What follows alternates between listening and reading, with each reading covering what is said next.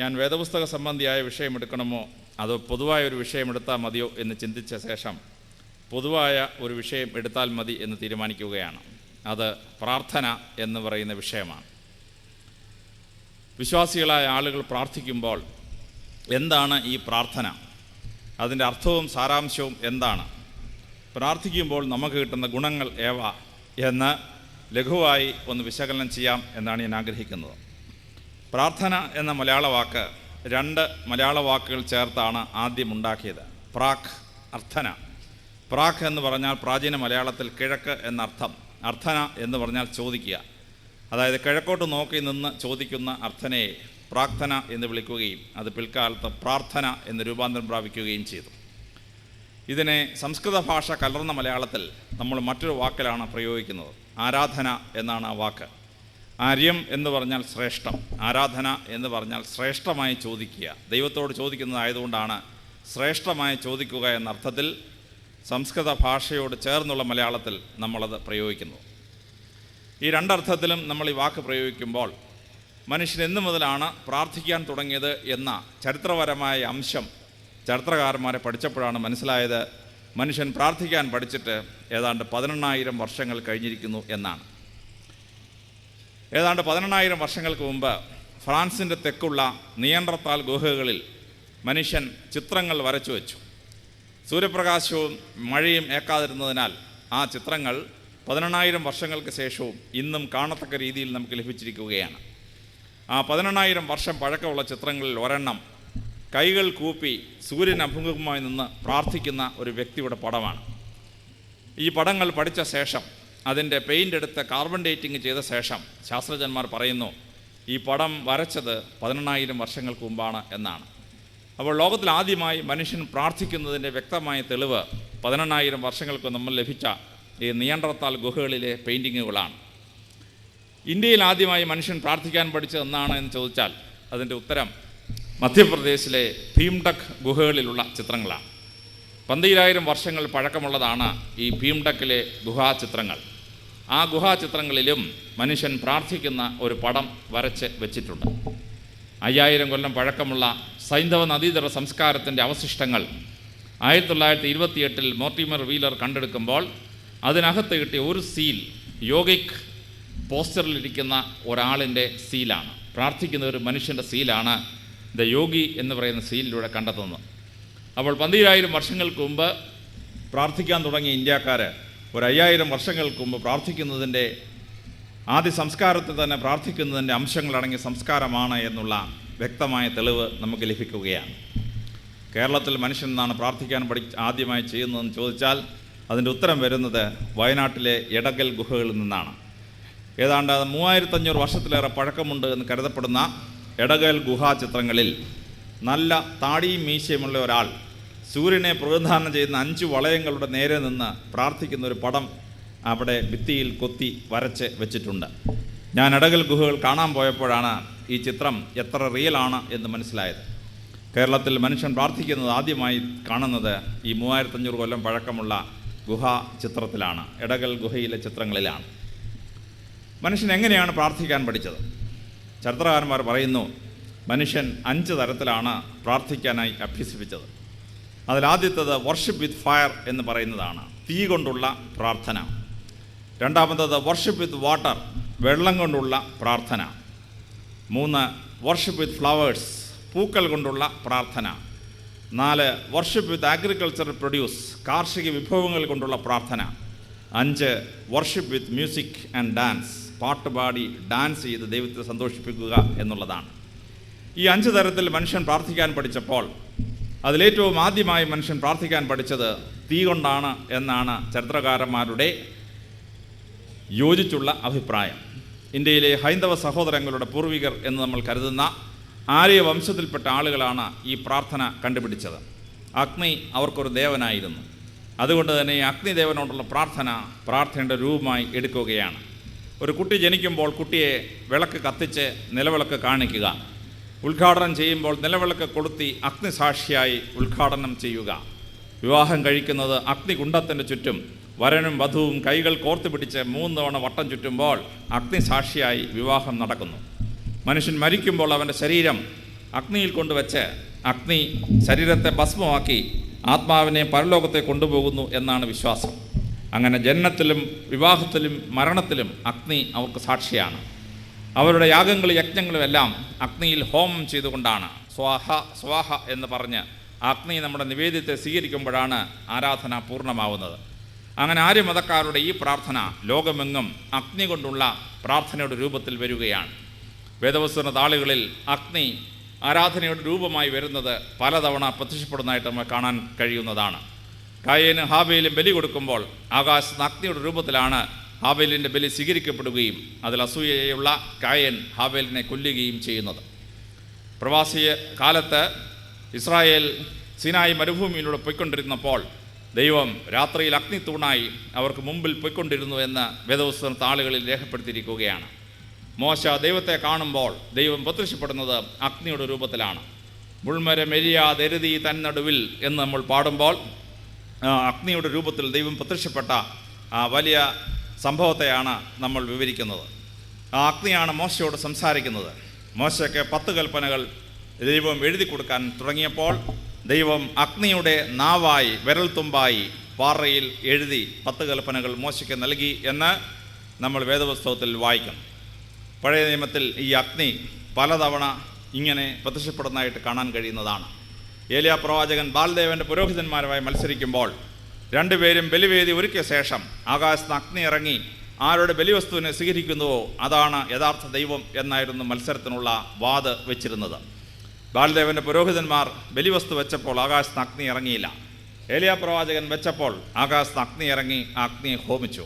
അങ്ങനെ ബാൽദേവൻ്റെ 400 പുരോഹിതന്മാർ കൊല്ലപ്പെട്ടുവെന്ന് ഏലിയാ പ്രവാചകൻ്റെ പുസ്തകത്തിൽ നമ്മൾ വായിക്കുന്നു.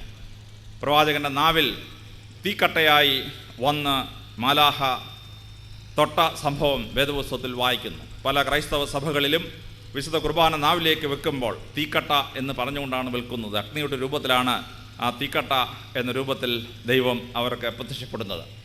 പുതിയ നിയമത്തിൻ്റെ താളുകളിൽ പെന്തക്കോസ്ത് ദിവസം ആകാശത്ത് നിന്ന് അഗ്നി നാളങ്ങളായി പരിശുദ്ധാത്മാവ് ഇറങ്ങുകയും ഓരോ ശിഷ്യൻ്റെയും തലയുടെ മുകളിൽ അഗ്നിയും നാളത്തിൻ്റെ രൂപത്തിലാണ് പരിശുദ്ധാത്മാവ് അവരിലേക്ക് പ്രവേശിക്കുന്നതായി നമ്മൾ വായിക്കുന്നു.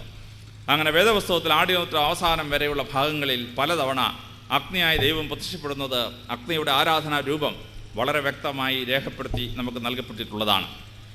രണ്ടാമതായി മനുഷ്യൻ പ്രാർത്ഥിക്കാൻ പഠിച്ചത് വർഷിപ്പ് വിത്ത് വാട്ടർ ആണ്. വെള്ളം കൊണ്ട് പ്രാർത്ഥിക്കുക എന്ന് പറയുന്നതാണ്. പ്രാചീന സംസ്കാരങ്ങളെല്ലാം തന്നെ നദീതര സംസ്കാരങ്ങളായിരുന്നു. ഈജിപ്തുകാർ നൈൽ നദിയെ വിളിച്ചിരുന്നത് ഗിഫ്റ്റ് ഓഫ് ദ നൈൽ എന്നാണ്. നൈൽ നദിയുടെ ദാനം എന്നാണ്. നൈൽ നദി അവർക്ക് പുണ്യനദിയായിരുന്നു.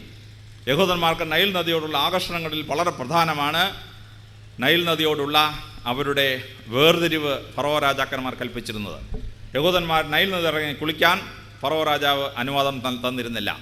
നൈൽ നദി അവർക്കൊരു ദേവതയായിരുന്നു. അതുകൊണ്ടാണ് ആ നൈൽ നദിയിലെ ജലം രക്തപങ്കിലമാക്കിക്കൊണ്ട് മോശ അവരുടെ ദൈവങ്ങൾക്ക് മറുപടി കൊടുത്ത് ശക്തമായി ഫറോ രാജാവിനോട് പ്രതികരിക്കുന്നത് എന്ന് നമുക്ക് മനസ്സിലാക്കാൻ കഴിയുന്നതാണ്. ഇന്ത്യയിലും ഇതുതന്നെയായിരുന്നു അവസ്ഥ. ഇന്ത്യയിൽ ഗംഗാനദി പുണ്യനദിയായിരുന്നു. പമ്പ നമ്മുടെ പുണ്യനദി, തെമ്മല നമ്മുടെ പുണ്യമല എന്ന് ശബരിമല സീസണിൽ നമ്മൾ പാടുന്നത് ഈ പുണ്യനദിയുടെ സങ്കല്പത്തിലാണ്. ഗംഗാനദിയിൽ കുളിച്ചാൽ ശരീരത്തിൽ അഴുക്ക് മാത്രമല്ല ആത്മാവിലെ പാപവും പോകും എന്ന് നമ്മുടെ ഹൈന്ദവ പൂർവികർ വിശ്വസിച്ചിരുന്നു എന്നുള്ളതാണ്. അങ്ങനെ ഈ വിശുദ്ധമായ വെള്ളം കൊണ്ടുള്ള ബലി അല്ലെങ്കിൽ പ്രാർത്ഥന ലോകത്തിലെ നദീതര സംസ്കാരങ്ങളെല്ലാം ഉണ്ടായിരുന്ന പ്രാർത്ഥനകളിൽ ഒന്നായിരുന്നു.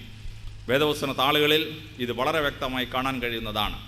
മാമോദീസയുടെ മുന്നോടിയായി 8 മാമോദീസകൾ വേദപുസ്തകത്തിൽ പരാമർശിക്കപ്പെടുന്നുണ്ട്. അതിലേറ്റവും ആദ്യത്തേത് നോഹയുടെ പ്രളയമാണ്. നോഹയുടെ പ്രളയത്തിൻ്റെ സമയത്ത് നോഹയും മുഴുവൻ വംശജാതികളുടെ ഓരോ ഇണകളെയും നോഹയുടെ കുടുംബത്തെയും പെട്ടകത്തിൽ കയറ്റി പ്രളയ ജലത്തിൽ മാമോദീസ മുക്കി അറാറാത്ത് മലയുടെ മുകളിൽ കൊണ്ടുവെക്കുകയാണ്. രണ്ടാമത്തെ മാമോദീസയുടെ മുന്നോടിയും ഇതുപോലെ തന്നെയാണ്. ഈജിപ്തിൽ നിന്ന് ദൈവത്തിൻ്റെ തിരഞ്ഞെടുക്കപ്പെട്ട ജനത്തെ രക്ഷിച്ച ദൈവം അവരെ ചെങ്കടലിൽ ഇറക്കി മാമോദീസ മുക്കിയ ശേഷമാണ് കനാൻ ദേശത്തേക്കുള്ള യാത്രയ്ക്കായി പറഞ്ഞു വിടുന്നത്. അങ്ങനെ പഴയ നിയമത്തിലുള്ള 7 മുന്നോടികൾക്ക് ശേഷമാണ് സ്നാപക യോഹന്നാൻ്റെ അനുതാപത്തിന് മാമോദീസ പ്രത്യക്ഷപ്പെടുന്നത്. ആ 8 മാമോദീസകളുടെ മുന്നോടികളെ സമാഹരിച്ച ശേഷം മാമോദീസ എന്ന ആ കൂദാശയിലൂടെ യേശുക്രിസ്തു ആ വെള്ളം കൊണ്ടുള്ള ബലി സ്ഥാപിച്ച് എടുക്കുകയാണ്. അങ്ങനെ വെള്ളം കൊണ്ടുള്ള ആരാധന ലോകത്തിലെ നദീതര സംസ്കാരങ്ങൾ ഉത്ഭവിച്ച് നമ്മുടെ ജനതകളുടെ നടുവിലേക്ക് വരുന്നതായി കാണാൻ കഴിയുന്നതാണ്. മൂന്നാമതായി മനുഷ്യൻ പ്രാർത്ഥിക്കാൻ പഠിച്ചത് വർഷിപ്പ് വിത്ത് ഫ്ലവേഴ്സ്, പൂക്കൾ കൊണ്ടുള്ള പ്രാർത്ഥനയാണ്. ഈ പ്രാർത്ഥന കണ്ടുപിടിച്ചത് തെക്കേ ഇന്ത്യയിലെ നമ്മുടെ പൂർവികരായിരുന്ന ദ്രാവിഡ വർഗ്ഗക്കാരാണ് ഈ ആരാധന കണ്ടുപിടിച്ചത്. മലയാള ഭാഷയിൽ ആരാധനയ്ക്കായി നമ്മൾ പറയുന്നൊരു വാക്കുണ്ട്, പൂജ എന്നാണ് വാക്ക്. പൂജ എന്ന വാക്ക് തന്നെ പൂവ്, ജപം എന്ന രണ്ട് വാക്കുകളുടെ ആദ്യ അക്ഷരങ്ങൾ ചേർത്തിട്ടാണ് പൂജ എന്ന വാക്ക് തന്നെ ഉണ്ടാക്കിയിട്ടുള്ളത്. പൂക്കൾ കൊണ്ടുള്ള പ്രാർത്ഥനയാണ് പൂജ എന്ന് പറയുന്നത്. ലോകത്തിൽ വസന്തം വരുമ്പോൾ ആ വസന്തത്തിൻ്റെ പുഷ്പല അലങ്കൃതമായ ഭൂമിയെ എല്ലാ മനുഷ്യരും വളരെ സന്തോഷത്തോടെ കണ്ടിരുന്നൊരു സംഗതിയാണ്. അതുകൊണ്ട് തന്നെ ദൈവത്തിൻ്റെ ഏറ്റവും വലിയ അത്ഭുതം വരുന്ന ഒന്നാണ് ഈ പുഷ്പം എന്ന് പറയുന്നത്. അതിൻ്റെ മനോഹാരിത കൊണ്ടും അതിൻ്റെ സൗരഭ്യം കൊണ്ടും സസ്യലോകത്തിന് ഗർഭപാത്രമായതിനാൽ ആ പ്രജനനത്തിൻ്റെ മാർഗമായും ആ പൂവ്, പുഷ്പം ലോകത്തിലെ ജനങ്ങളെ മുഴുവൻ സന്തോഷിപ്പിച്ചിരുന്ന ഒന്നാണ്. അതുകൊണ്ട് തന്നെ ആ പൂക്കൾ ഉപയോഗിച്ചുകൊണ്ടുള്ള ആരാധന ലോകത്തിലെ ജനതകൾ കണ്ടുപിടിക്കുകയാണ്. ദൈവത്തെ കൊണ്ടുപോകുമ്പോൾ ദൈവത്തെ ഹാരം അണിയിച്ച് സ്വീകരിക്കുക. വിവാഹം കഴിക്കാൻ നേരം വരനും വധുവും ഓരോ ഹാരങ്ങൾ ഉണ്ടാക്കി അങ്ങോട്ടും ഇങ്ങോട്ടും അണിയിച്ച ശേഷം വിവാഹം കഴിക്കുക. ഒരു അതിഥിയെ സ്വീകരിക്കുമ്പോൾ ബൊക്കെ കൊടുത്ത് ആ ആളിനെ സ്വീകരിക്കുക എന്ന് തുടങ്ങി പൂക്കൾ കൊണ്ടുള്ള ആരാധന അല്ലെങ്കിൽ ബഹുമാനം ലോകത്തിലെ ജനതകൾക്ക് മുഴുവനുണ്ടായിരുന്നു. വേദപുസ്തക താളുകളിലും ഇത് വളരെ ഭംഗിയായി കാണുന്നത് നമുക്ക് വായിക്കാൻ കഴിയുന്നതാണ്. സമാപന കൂടാരം അലങ്കരിക്കുമ്പോൾ ഏതെല്ലാം പൂക്കൾ കൊണ്ടാണ് അത് അലങ്കരിക്കേണ്ടത് എന്ന് വളരെ കൃത്യമായി പഴയ നിയമത്തിൻ്റെ താളുകളിൽ രേഖപ്പെടുത്തിയിരിക്കുകയാണ്. ആ പൂക്കളുടെയും ഇലകളുടെയും ലിസ്റ്റുകൾ വളരെ ഭംഗിയായി അവിടെ പ്രത്യക്ഷപ്പെടുകയാണ്. ശലോമോൻ ജെറുസലേം ദേവാലയം ഉണ്ടാക്കിയപ്പോൾ അത് ഏതെല്ലാം പുഷ്പങ്ങൾ കൊണ്ട് അലങ്കരിച്ചിരുന്നു എന്ന് കൃത്യമായി രേഖപ്പെടുത്തിയിരിക്കുകയാണ്. ആ ഭാഗം വായിക്കുമ്പോഴാണ് തെക്കേ ഇന്ത്യയിലെ നമ്മുടെ പൂർവികർക്ക്, പ്രത്യേകിച്ച് കേരളത്തിലെ പൂർവികർക്ക് ശലോമോൻ്റെ ദേവാലയം പണിയുന്നതിൽ പങ്കുണ്ടായിരുന്നു എന്ന് മനസ്സിലാവുന്നത്. കാരണം ഗ്രീക്ക് വേദപുസ്തകം വായിക്കുമ്പോഴും ലത്തീൻ വേദപുസ്തകം വായിക്കുമ്പോഴും തമിഴ് ഭാഷയിലൊരു വാക്ക് അവിടെ കടന്നുകൂടിയിട്ടുണ്ട്. ശലോമോൻ രാജാവ് ജെറുസലേം ദേവാലയം അലങ്കരിക്കുന്ന ഭാഗത്ത് അത് ജെറുസലേം ദേവാലയത്തിൻ്റെ മദ്ബഹ അലങ്കരിക്കാൻ വേണ്ടി മയിൽപ്പീലി ഉപയോഗിക്കുമ്പോൾ ആ മയിൽപ്പീലി വർണ്ണിക്കാൻ വേണ്ടി വേദപുസ്തകത്തിൽ ഉപയോഗിക്കുന്ന വാക്ക് തൂക്കി എന്നാണ്, TUKI. ഈ തൂക്കി എന്ന് പറയുന്നത് തമിഴ് ഭാഷയിൽ തോകൈ എന്ന് പറഞ്ഞാൽ മയിൽ എന്നാണ് അർത്ഥം.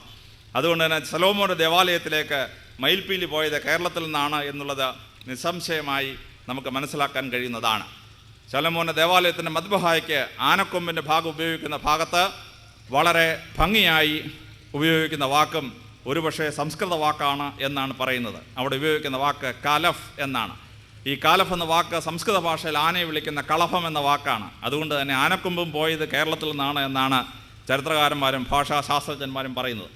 അങ്ങനെ ശലോമോൻ്റെ ദേവാലയത്തിൻ്റെ മദ്ബഹ അലങ്കരിക്കുമ്പോൾ പൂക്കൾ കൊണ്ട് അലങ്കരിച്ച് അത് വർണ്ണാഭമായി അലങ്കരിക്കുന്നതായിട്ട് കാണാൻ പറ്റും. ദേവനെ ജെറുസലേം ദേവാലയത്തിൽ എഴുന്നള്ളിപ്പ് പോകുമ്പോൾ പൂക്കൾ വാരി വിതറി അതിൻ്റെ മുകളിലൂടെയാണ് ആ ഘോഷയാത്ര പോയിക്കൊണ്ടിരുന്നത്. പുതിയ നിയമത്തിൽ ഓശാനയുടെ ദിവസം കർത്താവിനെ കഴുതപ്പുറത്ത് എഴുന്നള്ളിച്ചുകൊണ്ട് പോകുമ്പോൾ പൂക്കൾ വാരി വിതറി ഇലകൾ കയ്യിൽ പിടിച്ചുകൊണ്ടാണ് ഓശാന പാടിക്കൊണ്ടവർ പോയത് എന്ന് നമ്മൾ വേദപുസ്തകത്തിൽ വായിക്കുന്നു. അങ്ങനെ പൂക്കൾ കൊണ്ടുള്ള ബലി വേദപുസ്തകത്തിൽ പലതവണ വരുന്ന ബലിയാണ്. നാലാമതായി മനുഷ്യൻ പ്രാർത്ഥിക്കാൻ പഠിച്ചത് വർഷിപ്പ് വിത്ത് അഗ്രികൾച്ചർ പ്രൊഡ്യൂസ് എന്ന് പറയുന്നതാണ്. കാർഷിക വിഭവങ്ങൾ കൊണ്ട് ദൈവത്തോട് പ്രാർത്ഥിക്കുക എന്നുള്ളതാണ്. ഭൂമി ഒരു ദേവതയാണെന്ന് ലോകത്തിലെ എല്ലാ ജനങ്ങളും വിശ്വസിച്ചിരുന്നു. ആ ഭൂമി ദേവി ആദ്യമായി നമുക്ക് തരുന്നത് മനുഷ്യനുള്ളതല്ല, ദൈവത്തിനുള്ളതാണ്. ആദ്യ വിളവ് മനുഷ്യനുള്ളതല്ല, ദൈവത്തിനുള്ളതാണെന്നാണ് സങ്കല്പം. അതുകൊണ്ട് ആദ്യമായി ഭൂമി മനുഷ്യന് നൽകുന്ന വിളവുകളെ ദൈവത്തിന് സമർപ്പിക്കുന്നത് ലോകത്തിലെ എല്ലാ ജനതകളും ചെയ്തിരുന്ന വലിയ ഒരു സംഭവമാണ്. ആ സംഭവത്തിൻ്റെ ഭാഗമായി ഈ ആദ്യവിളവിൻ്റെ ഉത്സവം എല്ലാവർക്കും ഉണ്ടായിരുന്നു. ഈ ആദ്യവിളവിൻ്റെ ഉത്സവത്തിൻ്റെ ഭാഗമായി അഗ്രികൾച്ചറൽ പ്രൊഡ്യൂസ് കൊണ്ടുള്ള പ്രാർത്ഥന ലോകത്തിലെ ജനതകളിൽ ഉണ്ടായി. വളരെ പ്രധാനമായി വേദപുസ്തക താളുകളിലും അത് വായിക്കാൻ കഴിയുകയാണ്. വേദപുസ്തകത്തിലെ ആദ്യത്തെ ബലി കാർഷിക വിഭവങ്ങൾ കൊണ്ടുള്ള ബലിയായിരുന്നു. കായേൻ ബലിയർപ്പിച്ചപ്പോൾ കാർഷിക വിഭവങ്ങൾ കൊണ്ടാണ് അവൻ ബലിയർപ്പിച്ചത്. ഹാവേലാകട്ടെ നല്ല ആടിനെ കൊന്നിട്ടാണ് ബലിയർപ്പിച്ചത്. പക്ഷേ ദൈവം ആ ബലിയുടെ സമയത്ത് കർഷകനെ സ്വീകരിച്ചില്ല, വ്യവസായിയാണ് സ്വീകരിച്ചത്, നാട്ടിടയനെയാണ് സ്വീകരിച്ചത്. അതുകൊണ്ട് കായേൻ ഹാവേലിനെ കൊല്ലുന്ന സംഭവം.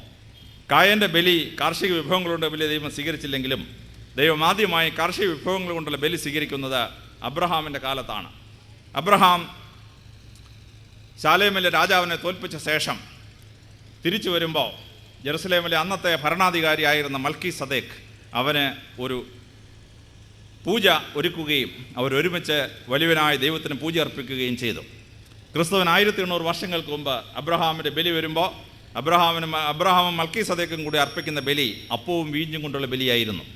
മൽക്കീസദേക്കിൻ്റെ ബലി ദൈവം സ്വീകരിച്ചപ്പോൾ അഗ്രികൾച്ചർ പ്രൊഡ്യൂസ് കൊണ്ടുള്ള ബലി സ്വീകരിക്കുന്നതായി വേദപുസ്തകം നമ്മൾ വായിക്കുകയാണ്. ആ ബലി അതിനുശേഷം 1800 വർഷത്തിന് ശേഷം യേശുക്രിസ്തു വിശുദ്ധ കുർബാന സ്ഥാപിക്കുമ്പോൾ അത് അപ്പവും വീഞ്ഞും കൊണ്ടുള്ള ബലിയാണ്. അങ്ങനെ കാർഷിക വിഭവം കൊണ്ടുള്ള ബലി ദിവ്യ ബലിയായി ക്രൈസ്തവരുടെ ആരാധനക്രമത്തിൽ വന്നപ്പോൾ ആ അഗ്രികൾച്ചറൽ പ്രൊഡ്യൂസ് കൊണ്ടുള്ള ബലിയും സാധാരണമായ ഒരു ബലിയായി രൂപാന്തരപ്പെടുന്നു എന്ന് നമുക്ക് വായിക്കാൻ കഴിയുന്നതാണ്. അഞ്ചാമതായി മനുഷ്യൻ പ്രാർത്ഥിക്കാൻ പഠിച്ചത് worship with music and dance, പാട്ട് പാടി നൃത്തം ചെയ്ത് ദൈവത്തെ സന്തോഷിപ്പിക്കുക എന്നുള്ളതാണ്. പാട്ടും നൃത്തവും ദൈവത്തിനുള്ളൊരു ഇഷ്ടമാണെന്നാണ് സങ്കല്പം. ഭാരതത്തിലെ എല്ലാ ക്ഷേത്രങ്ങളിലും കീർത്തനങ്ങളുണ്ട്. പത്മനാഭസ്വാമിയുടെ ക്ഷേത്രത്തിൽ പത്മനാഭ കീർത്തനം ചൊല്ലിയിട്ടാണ് പത്മനാഭസ്വാമിയെ ഉണർത്തുന്നത്. ശബരിമല സീസണിൽ രാവിലെ അയ്യപ്പനെ ഉണർത്താൻ വേണ്ടി ഒരു പാട്ട് പാടും. അവസാനം നട അടയ്ക്കുമ്പോൾ ഹരിവരാസനം പാടി ആണ് ഭഗവാനെ ഉറക്കുന്നത്. എല്ലാ ദേവാലയങ്ങളിലും കീർത്തനങ്ങൾ പാടിക്കൊണ്ടാണ് പ്രാർത്ഥന നടത്തിയിരുന്നത്. കർണാടക സംഗീതം തന്നെ ദൈവത്തെ ആരാധിക്കാൻ വേണ്ടി ഉണ്ടാക്കിയ ഗാന ശൃംഖലയാണ് എന്ന് നമുക്കേവർക്കും അറിയാവുന്ന സംഗതിയാണ്. അങ്ങനെ എല്ലാ ദേവാലയങ്ങളിലും ഉത്സവത്തോടനുബന്ധിച്ച് വലിയ പാട്ട് കച്ചേരികളും ഗാന ശുശ്രൂഷകളും നടത്തിയിട്ടാണ് അവർ പ്രാർത്ഥിച്ചു കൊണ്ടിരുന്നത്. അതുപോലെ തന്നെ നൃത്തവും എല്ലാ ദേവാലയങ്ങളിലും എല്ലാ ഹൈന്ദവ ക്ഷേത്രങ്ങളിലും ഉത്സവത്തിന് നൃത്തം ചെയ്യാൻ വേണ്ടി ദേവദാസികൾ എന്നൊരു ഗ്രൂപ്പ് ഉണ്ടായിരുന്നു. അവർ നൃത്തം ചെയ്ത് ദൈവത്തെ സന്തോഷിപ്പിച്ചിരുന്നു എന്നുള്ളതാണ്. ഈ പാട്ടും നൃത്തവും കൊണ്ടുള്ള ആരാധന വേദപുസ്തക താളുകളിലും വളരെ നേരത്തെ പ്രത്യക്ഷപ്പെടുന്നതായിട്ട് നമുക്ക് കാണാൻ കഴിയുന്നതാണ്. ഈജിപ്തിൽ നിന്ന് യഹൂദന്മാർ ദൈവത്തിന് തെരഞ്ഞെടുക്കപ്പെട്ട ജനമായി കനാൻ ദേശത്തേക്ക് പോകുമ്പോൾ അവർ മുമ്പിൽ പാടിക്കൊണ്ട് പോയിരുന്നു എന്ന് കൃത്യമായി രേഖപ്പെടുത്തിയിട്ടുണ്ട്. മോശയുടെ സഹോദരിയായ മറിയം തപ്പും തമ്പുരും ഉപയോഗിച്ച് പാടിക്കൊണ്ട് ഇസ്രായേൽ ജനത്തെ നയിച്ചിരുന്നു എന്ന് വ്യക്തമായി രേഖപ്പെടുത്തിയിട്ടുണ്ട്. ചെങ്കടൽ രണ്ടായി പിളർന്ന ശേഷം അതിന് നടുക്കൂടി ഇസ്രായേൽ പോകുമ്പോൾ ഇസ്രായേൽ പാടിക്കൊണ്ടാണ് ഇസ്രായേൽ ജനത ആ ചെങ്കടലിന് നടുക്കൂടെ പോയിരുന്നു എന്ന് വേദപുസ്തകത്തിൽ കൃത്യമായി രേഖപ്പെടുത്തിയിട്ടുണ്ട്. മോശയുടെ ഗാനം വളരെ പ്രസിദ്ധമാണ്. അതുപോലെ തന്നെ വളരെ നേരത്തെ വ്യക്തമായ ഒരു പ്രസംഗത്തിൻ്റെ ധാരണ വരുന്നത് ദാവീദ് രാജാവിൻ്റെ സമയത്താണ്. സമാപന കൂടാരം എഴുന്നള്ളിച്ചുകൊണ്ട് പോകുമ്പോൾ ഇസ്രായേൽ ജനം അതിന് മുമ്പേ പാടിക്കൊണ്ട് പോയിരുന്നു എന്ന് കൃത്യമായി രേഖപ്പെടുത്തിയിട്ടുണ്ട്. യേശുക്രിസ്തു ജനിക്കുന്നത് പാട്ടിൻ്റെ മധ്യത്തിലാണ്. മാലാഖമാർ പാടിക്കൊണ്ടിരിക്കുമ്പോഴാണ് യേശുക്രിസ്തുവിൻ്റെ ജനനം സംഭവിക്കുന്നത്. യേശുക്രിസ്തു മരിക്കുമ്പോൾ കുരിശിൽ കിടന്ന് പാടിയിരുന്നു എന്ന് വേദപുസ്തകം വായിക്കുമ്പോൾ മനസ്സിലാവുകയാണ്. എൻ്റെ ദൈവമേ, എൻ്റെ ദൈവമേ, നീ എന്നെ കൈവിട്ടതെന്ത് എന്ന് കർത്താവ് പറയുമ്പോൾ കർത്താവ് സ്വയമായി പറയുന്ന വാചകമല്ല. യഹൂദന്മാർക്ക് ശരീരത്തിന് വേദനയുണ്ടാവുമ്പോൾ അവർ 22-ാം സങ്കീർത്തനം ചൊല്ലുക എന്ന പതിവുണ്ടായിരുന്നു. ആ വേദന അകറ്റാനുള്ള 22-ാം സങ്കീർത്തനത്തിൻ്റെ 1-ാമത്തെ വാചകമാണ് എൻ്റെ ദൈവമേ, എൻ്റെ ദൈവമേ, നീ എന്നെ കൈവിട്ടതെന്ത് എന്നുള്ളത്. അതായത് കർത്താവ് വേദനയുടെ നടുക്ക് തന്നെ കുരിശിൽ കിടന്ന് പാടിക്കൊണ്ടിരുന്നു. ആ ഗാനത്തിൻ്റെ ഭാഗമാണ് ഈ 7 മൊഴികളിൽ ഒന്നായി നമ്മൾ കാണുന്ന ഭാഗം. അപ്പോൾ യേശുവിൻ്റെ ജനനവും പാട്ടിലാണ്, മരിക്കുമ്പോഴും അദ്ദേഹം പാടുമ്പോഴാണ്. ഗെത്സമൻ തോട്ടത്തിലേക്ക് അവർ പോകുമ്പോൾ ഹാലേൽ ഹാലേൽ പാടിക്കൊണ്ടാണ് ഗെത്സമൻ തോട്ടത്തിലേക്ക് പോയതെന്ന് വേദപുസ്തകത്തിൽ കൃത്യമായി രേഖപ്പെടുത്തിയിട്ടുണ്ട്. അങ്ങനെ യേശുവിൻ്റെ ജീവിതത്തിൽ പലതവണ സംഗീതം കടന്നു വരുന്നതായിട്ട് നമുക്ക് കാണാൻ കഴിയുന്നതാണ്. അതുപോലെ തന്നെയാണ് നൃത്തവും. ദാവീദ് രാജാവ് സമാപന കൂടാരം എഴുന്നള്ളിച്ചുകൊണ്ട് പോകുമ്പോൾ ദൈവത്തെ സന്തോഷിപ്പിക്കാൻ വേണ്ടി നൃത്തം ചവിട്ടുകയും അവൻ്റെ വസ്ത്രം മാറി അവൻ അർത്ഥനഗ്നനായിത്തീരുകയും ചെയ്തു. കൊട്ടാരത്തിലെ സുന്ദരികളുടെ മുമ്പിൽ ഇങ്ങനെ അർത്ഥനഗ്നനായി ദാവീദ് രാജാവ് ഡാൻസ് ചെയ്തപ്പോൾ അത് കണ്ട മൈക്കാളിന് ഇഷ്ടപ്പെട്ടില്ല. ശൗലിൻ്റെ മകളായി തനിക്ക് 1-ാം ഭാര്യയായി കിട്ടിയ മൈക്കാൾ ദാവീദ് രാജാവിനെ ഫൽസിച്ചു. നീ ഇങ്ങനെ നൃത്തം ചവിട്ടി അർത്ഥനഗ്നനായി കൊട്ടാരത്തിലെ സ്ത്രീകളുടെ മുമ്പിൽ നൃത്തം ചവിട്ടിയത് ശരിയായില്ല എന്ന് പറഞ്ഞു. ദാവീദ് പറഞ്ഞു, ഞാൻ ദൈവത്തെ സന്തോഷിക്കാൻ വേണ്ടിയാണ് നൃത്തം ചവിട്ടിയത്.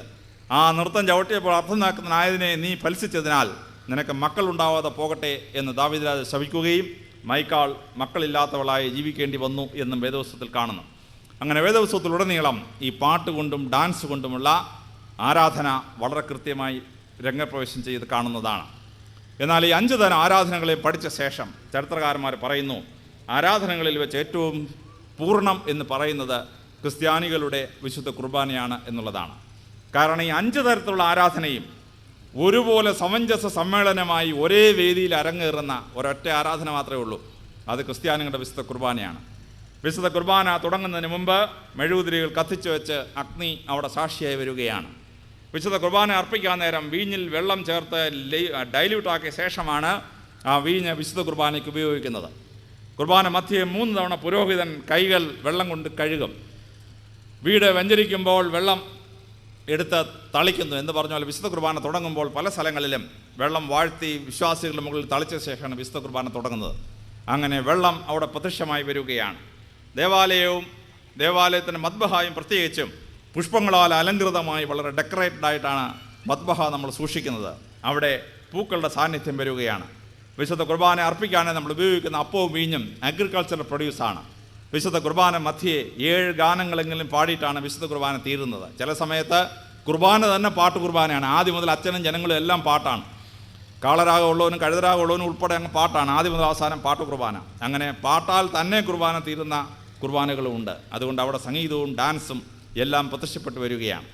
അപ്പോൾ ഈ 5 തരത്തിലുള്ള പ്രാർത്ഥനയും, തീ കൊണ്ടുള്ള പ്രാർത്ഥനയും, വെള്ളം കൊണ്ടുള്ള പ്രാർത്ഥനയും, പുഷ്പം കൊണ്ടുള്ള പ്രാർത്ഥനയും, കാർഷിക വിഭവം കൊണ്ടുള്ള പ്രാർത്ഥനയും, പാട്ട് കൊണ്ടുള്ള പ്രാർത്ഥനയും 5ഉം ഒരുമിച്ച് ചേരുന്ന ലോകത്തിലെ ഏക ആരാധനക്രമം ക്രിസ്ത്യാനികളുടെ വിശുദ്ധ കുർബാനയാണ്.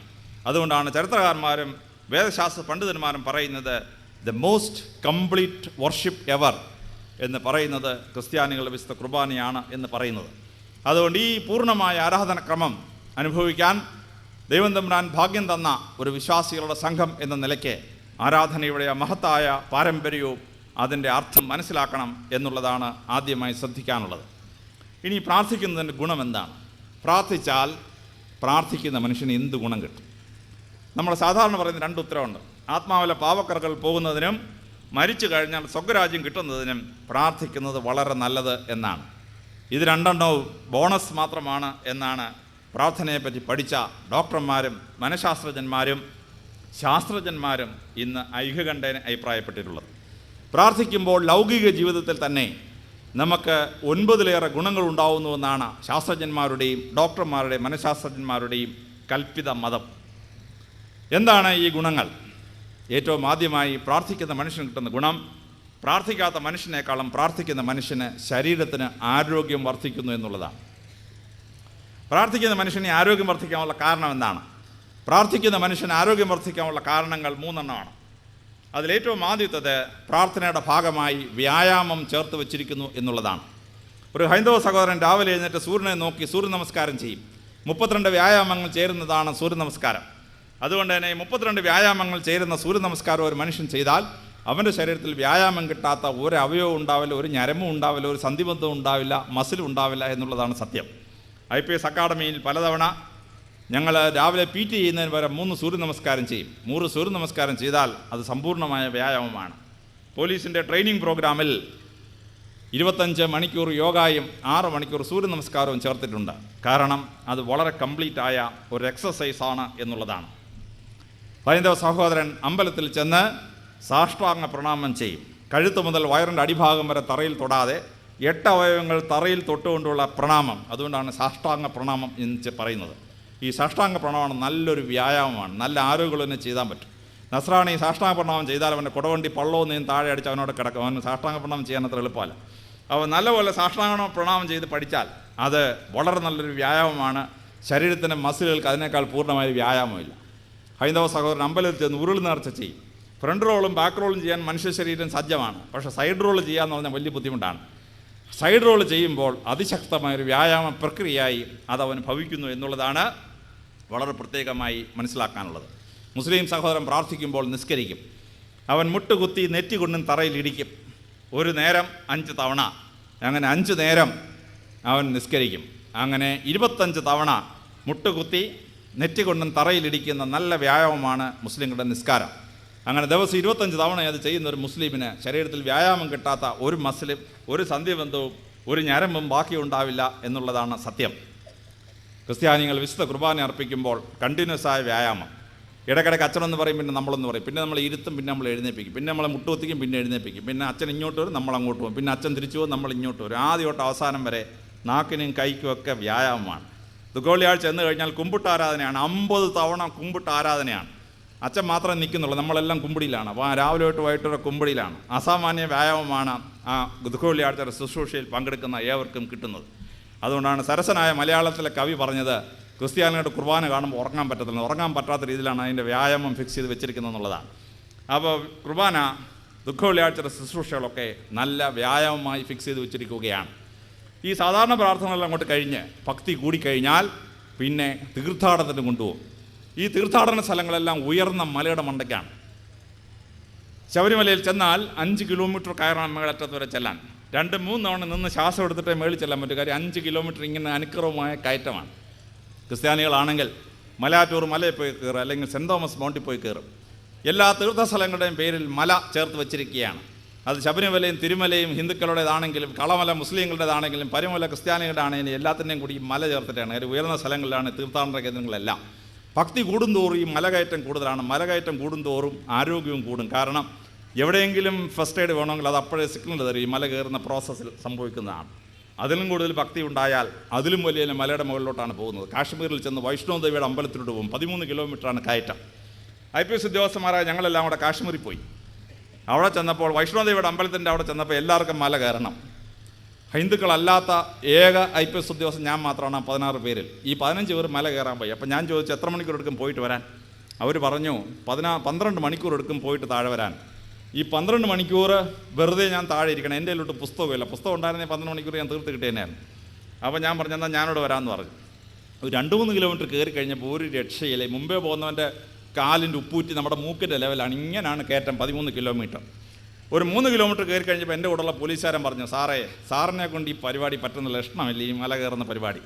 സാർ ഒരു 70 രൂപ മുടക്കാമെന്ന് ചോദിച്ചാൽ 70 രൂപ തുടക്കി എന്ത് സംഭവിക്കും? 70 രൂപ മുടക്കിയാൽ ഒരു കഴുത ഞാൻ പിടിച്ചുകൊണ്ടിരാം, സാറ് കഴുതപ്പുറത്ത് നിന്നാൽ മതി, കഴുത അങ്ങ് കയറിക്കൊള്ളുന്നു. ഞാൻ പറഞ്ഞു 70 രൂപയുള്ള എന്നാൽ കൊണ്ടുവരാൻ പറഞ്ഞു. അങ്ങനെ 70 രൂപ കൊടുത്തൊരു കഴുത കൊണ്ടുപോകും. ഞാൻ കഴുതപ്പുറത്തും ബാക്കി 15 പേര് നടന്നു ഇങ്ങനെ കയറിക്കൊണ്ടിരിക്കുകയാണ്. കുറച്ച് കഴിഞ്ഞപ്പോൾ പോലീസുകാരൻ എന്നെ നോക്കി ചിരിക്കുന്നത്. ഞാൻ ചോദിച്ചു നീ എന്തിനാ ചിരിക്കുന്നത്? അതേ അനുഗ്രഹം മുഴുവൻ കഴുതയ്ക്കാണ് പോകുന്ന സാറേ, കാര്യം കഴുതയാണ് മല കയറുന്നത്, സാറല്ലല്ലോ, അതുകൊണ്ട് ഞാൻ ചിരിച്ചു പോയതാണെന്ന് പറഞ്ഞു ഈ എൻ്റെ സെക്യൂരിറ്റി പോലീസുകാരൻ. ഇനി അവിടുന്ന് ഭക്തി കൂടിക്കഴിഞ്ഞാൽ പിന്നെ പോകുന്നത് ബദ്രീനാഥിലോട്ടാണ്. 46 കിലോമീറ്ററാണ് ബദ്രീനാഥിലെ കയറ്റം. 2 ആഴ്ച കയറ്റമാണ്, കണ്ടിന്യൂസ് കയറ്റമാണ്. അപ്പോൾ പ്രാർത്ഥനയുടെ ഭാഗമായി വ്യായാമം ചേർത്ത് വെച്ചിട്ടുള്ളതിനാൽ ആ വ്യായാമം നമുക്ക് ആരോഗ്യം തരുന്നു എന്നുള്ളതാണ് പ്രാർത്ഥിക്കുമ്പോൾ ആരോഗ്യം കിട്ടാനുള്ള ഒന്നാമത്തെ കാരണം. ഈ പ്രാർത്ഥിക്കുമ്പോൾ ആരോഗ്യം കിട്ടാനുള്ള രണ്ടാമത്തെ കാരണം എല്ലാ പ്രാർത്ഥനയുടെയും ഭാഗമായി ഉപവാസം ചേർത്ത് വച്ചിരിക്കുന്നു എന്നുള്ളതാണ്. ഉപവാസം ചേർത്ത് വച്ചിരിക്കുകയാണ്. ഈ ഉപവാസം നമുക്ക് ആരോഗ്യത്തിന് വളരെ വളരെ നല്ല ഒരു സംഗതിയാണ്. കാരണം മനുഷ്യൻ സസ്യബുക്കായിട്ടാണ് ഈ ഭൂമിയിൽ സൃഷ്ടിക്കപ്പെട്ടത്. മനുഷ്യൻ സസ്യബുക്കായി സൃഷ്ടിക്കപ്പെട്ട ശേഷം മനുഷ്യൻ കാട്ടിൽ ജീവിച്ച കാലത്ത് മാംസബുക്കായിട്ട് മാറി. എന്തുകൊണ്ടാണ് മനുഷ്യൻ സസ്യബുക്കാവുന്നുള്ളതിന് ശാസ്ത്രജ്ഞന്മാർക്ക് എക്സ്പ്ലനേഷനുണ്ട്. ഒന്ന്, മാംസബുക്കുകളായ മൃഗങ്ങളുടെയൊക്കെ വയറ് ആൽക്കലൈനാണ്. സസ്യബുക്കുകളായ മൃഗങ്ങളുടെ വയറ് അസിഡിക്കാണ്. മനുഷ്യൻ്റെ വയറ് അസിഡിക്കാണ്. അതുകൊണ്ട് മനുഷ്യൻ സസ്യാഹാരങ്ങൾ കഴിക്കാൻ വേണ്ടി കുടൽ സൃഷ്ടിക്കപ്പെട്ട മനുഷ്യനാണ്. രണ്ടാമതായി, മനുഷ്യന് മുമ്പ് പരിണാമ ശൃംഖലയിലുള്ള എല്ലാ മൃഗങ്ങളും സസ്യബുക്കുകളാണ്. നച്ചലിയും കുട്ടിത്തേവാങ്ങും ഉറാങ്ങുട്ടാനും കുരങ്ങനും ആൾക്കുരങ്ങനും അയ്യപ്പും എല്ലാം സസ്യബുക്കാണ്. അപ്പോൾ ലാസ്റ്റ് പ്രൊഡക്റ്റായ മനുഷ്യൻ മാംസബുക്കാവാൻ പറ്റില്ല. പിന്നെ സുവോളജിസ്റ്റുകൾ പറയുന്നത് ഒരു പ്രസവത്തിൽ ഒരു കുട്ടി ഉണ്ടാവുന്ന മൃഗങ്ങൾ ഭൂരിപക്ഷവും സസ്യബുക്കുകളാണ്. എന്നാൽ ഒരു പ്രസവത്തിൽ ഒന്നിലേറെ കുട്ടികൾ ഉണ്ടാവുന്ന സിംഹം, പട്ടി, പൂച്ച ഇതൊക്കെയാണ് മാംസബുക്കുകൾ. മനുഷ്യൻ ഒരു പ്രസവത്തിൽ സാധാരണ ഒരു കുട്ടിയെ ഉണ്ടാവാറുള്ളൂ. അതുകൊണ്ട് തന്നെ ബയോളജിക്കലി അവൻ സസ്യബുക്കാണെന്നുള്ളതാണ്. എന്ന് പറഞ്ഞാൽ ഇരട്ട പ്രസവിക്കുന്ന സ്ത്രീകൾ മാംസബുക്കാണെന്നല്ല അതിൻ്റെ അർത്ഥം. ഇന്നാളൊക്കെ പ്രസംഗിച്ചുകൊണ്ടിരുന്നപ്പോൾ ഒരു പെൺകുട്ടി എഴുതാൻ വെച്ചാൽ അപ്പോൾ ആട് ഏതാണ്, സസ്യബുക്കാണോ മാംസബുക്കാണെന്ന് വെച്ചാൽ ആട് ഒരു പ്രസവത്തിൽ ഒന്നിലേറെ കുട്ടി ഉണ്ടാക്കുമല്ലോ എന്നാണ് കുട്ടിയുടെ സംശയം. അപ്പോൾ ബയോളജിയുടെ കോമൺ പ്രിൻസിപ്പിളാണ് നോർമലി ഒരു കുട്ടി ഉണ്ടാവുന്ന ഒരു പ്രസവത്തിൽ ഒരു കുട്ടിയെ പ്രസവിക്കുന്ന ജീവികൾ ബഹുഭൂരിപക്ഷവും സസ്യബുക്കുകളും ഒരു പ്രസവത്തിൽ ഒന്നിലേറെ കുട്ടികൾ ജനിക്കുന്ന മൃഗങ്ങൾ മാംസബുക്കുകളാണ്. ഈ 3 കാൽക്കുലേഷൻ വെച്ചും മനുഷ്യൻ സസ്യബുക്കാണ്. ഈ സസ്യബുക്കായ മനുഷ്യൻ കാട്ടിൽ ജീവിച്ച കാലത്ത് അവൻ മൃഗങ്ങളെ കൊന്നു തിന്ന് മാംസബുക്കായിപ്പോയി. അങ്ങനെ ഈ കണ്ടമാനം മാംസാഹാരങ്ങൾ കഴിച്ചാൽ ഇതിനകത്തുള്ള എക്സസ് കൊളസ്ട്രോൾ പോയി ഡിപ്പോസിറ്റായി കൊളസ്ട്രോൾ കൂടി ഹാർട്ട് അറ്റാക്കും ക്യാൻസറും വന്ന് മനുഷ്യൻ മരിക്കും. ഈ മനുഷ്യനെ ഈ മരണത്തിൽ നിന്ന് രക്ഷപ്പെടുത്തണമെങ്കിൽ അവനെ മാംസാഹാരത്തിൽ നിന്ന് മാറ്റി നിർത്തിയേ പറ്റൂ, അല്ലാതെ വേറെ യാതൊരു മാർഗവും ഇല്ല.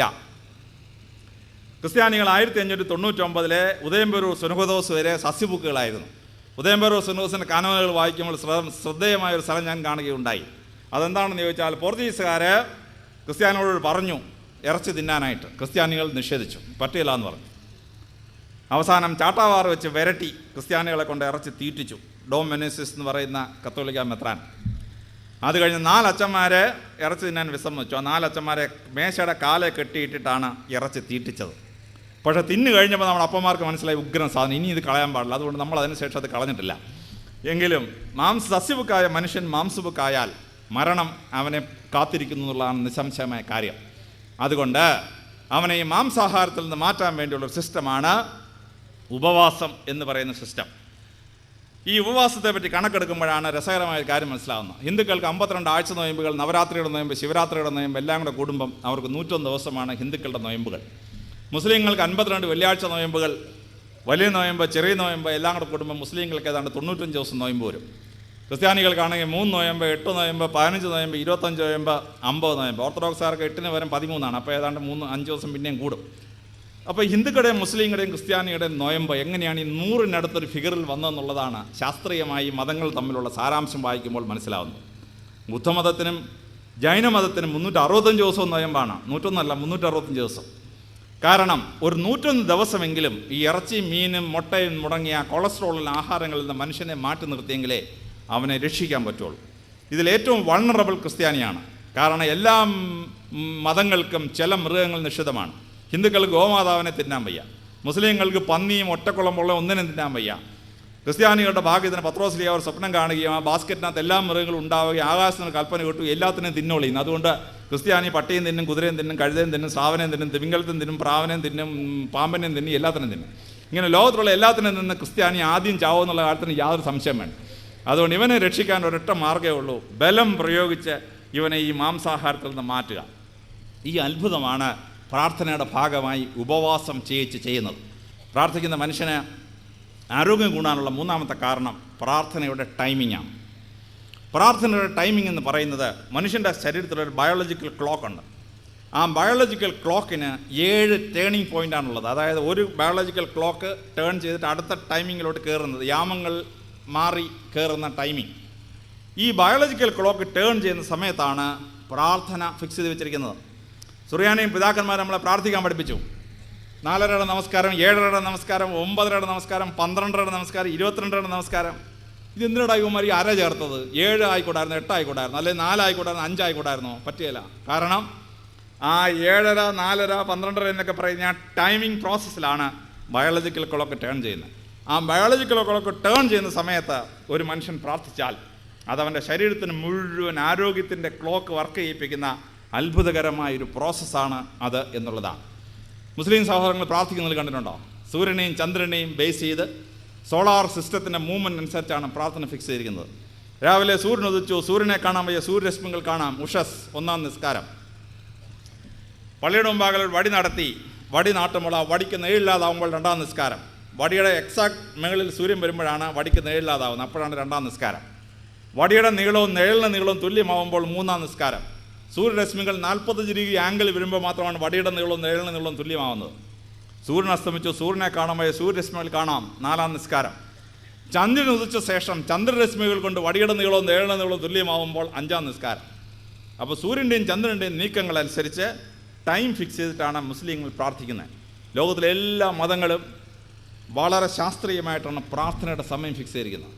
അങ്ങനെ ആ ബയോളജിക്കൽ ക്ലോക്കിനനുസരിച്ച് ഒരു മനുഷ്യൻ പ്രാർത്ഥിക്കുമ്പോൾ അവൻ്റെ ബയോളജിക്കൽ ക്ലോക്ക് ദൈവം തമ്പൻ സെറ്റ് ചെയ്യുന്ന പോലെ വർക്ക് ചെയ്യുകയും അവന് അസാധാരണമായ ആരോഗ്യമുണ്ടാവുകയും ചെയ്യും. ഈ 3 കാരണങ്ങളാലാണ് പ്രാർത്ഥിക്കുന്ന മനുഷ്യന് പ്രാർത്ഥിക്കാത്ത മനുഷ്യനേക്കാളും ആരോഗ്യം കൂടുന്നത്. രണ്ടാമതായി, പ്രാർത്ഥിക്കുമ്പോൾ കിട്ടുന്ന ഗുണം നമ്മുടെ ബുദ്ധിശക്തി വർദ്ധിക്കുന്നു എന്നുള്ളതാണ്. പ്രാർത്ഥിക്കുന്ന മനുഷ്യന് പ്രാർത്ഥിക്കാത്ത മനുഷ്യനേക്കാളും ബുദ്ധിശക്തി കൂടുതലായിരിക്കും. എന്താണത് കൂടാനുള്ള കാരണം? ഏറ്റവും ആദ്യത്തെ കാരണം പ്രാർത്ഥിക്കുന്ന ഡയറക്ഷനാണ്. ഹാർവാർഡ് യൂണിവേഴ്സിറ്റിയിൽ ഒരു ഗവേഷണം നടന്നു. കുട്ടികളെ 16 ദിശയിലോട്ട് തിരിച്ചിരുത്തി, എന്നിട്ട് അവരുടെ മാർക്ക് ടാബ്ലേറ്റ് ചെയ്ത് 6 മാസക്കാലത്തേക്ക്.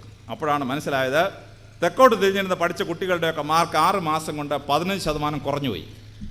കിഴക്കോട്ട് തിരിഞ്ഞിരുന്ന് പഠിച്ച കുട്ടികളുടെയൊക്കെ മാർക്ക് 6 മാസം കൊണ്ട് 15% കൂടി. 42% തേർഡ് ക്ലാസ് വാങ്ങിച്ചിരുന്ന കുട്ടികൾ 62% വാങ്ങിച്ച് ഫസ്റ്റ് ക്ലാസ്സിലേക്ക് ഉയർന്ന് കയറി. തെക്കോട്ട് തിരിഞ്ഞിരുന്ന് പഠിച്ച കുട്ടികളുടെ മാർക്ക് 62% ഫസ്റ്റ് ക്ലാസ്സിൽ നിന്ന് 48% തേർഡ് ക്ലാസ്സിലോട്ട് താഴ്ന്നിറങ്ങി. അമേരിക്കൻ ശാസ്ത്രജ്ഞർ അമ്പരുന്നു, ഇതെന്തൊരു കളി. പക്ഷേ ഇന്ത്യയിലെ ഹൈന്ദവ ഋഷിമാർ ആയിരക്കണക്കിന് വർഷത്തിന് മുമ്പ് നമ്മുടെ പുരാണങ്ങളിൽ എഴുതി വച്ചിരുന്നു, ദക്ഷിണ ദിശ മൃത്യുദിശ, തെക്കിൻ്റെ ദിശ മരണം വരുന്ന ഡയറക്ഷനാണ്.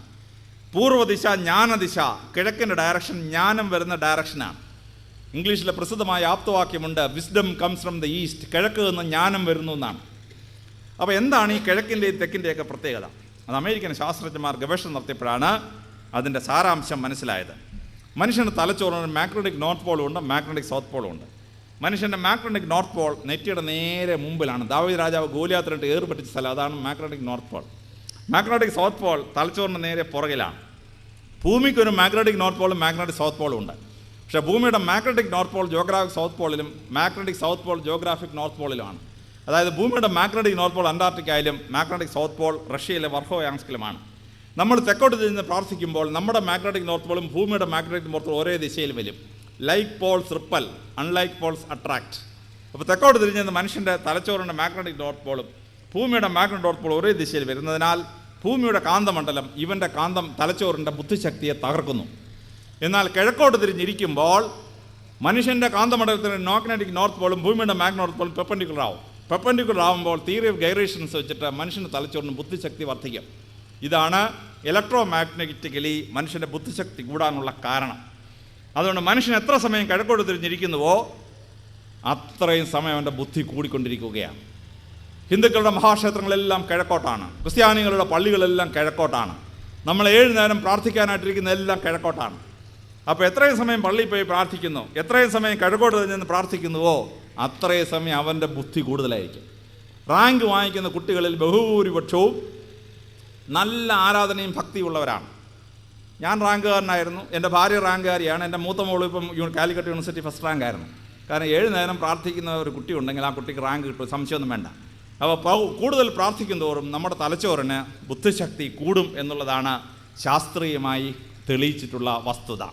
കിഴക്കോട്ട് തിരിഞ്ഞുള്ള യാത്ര, ഇവിടെയാണ് അച്ഛന്മാർ നമുക്ക് വേണ്ടി നടത്തുന്നൊരു ത്യാഗം നമ്മൾ മനസ്സിലാക്കേണ്ടത്.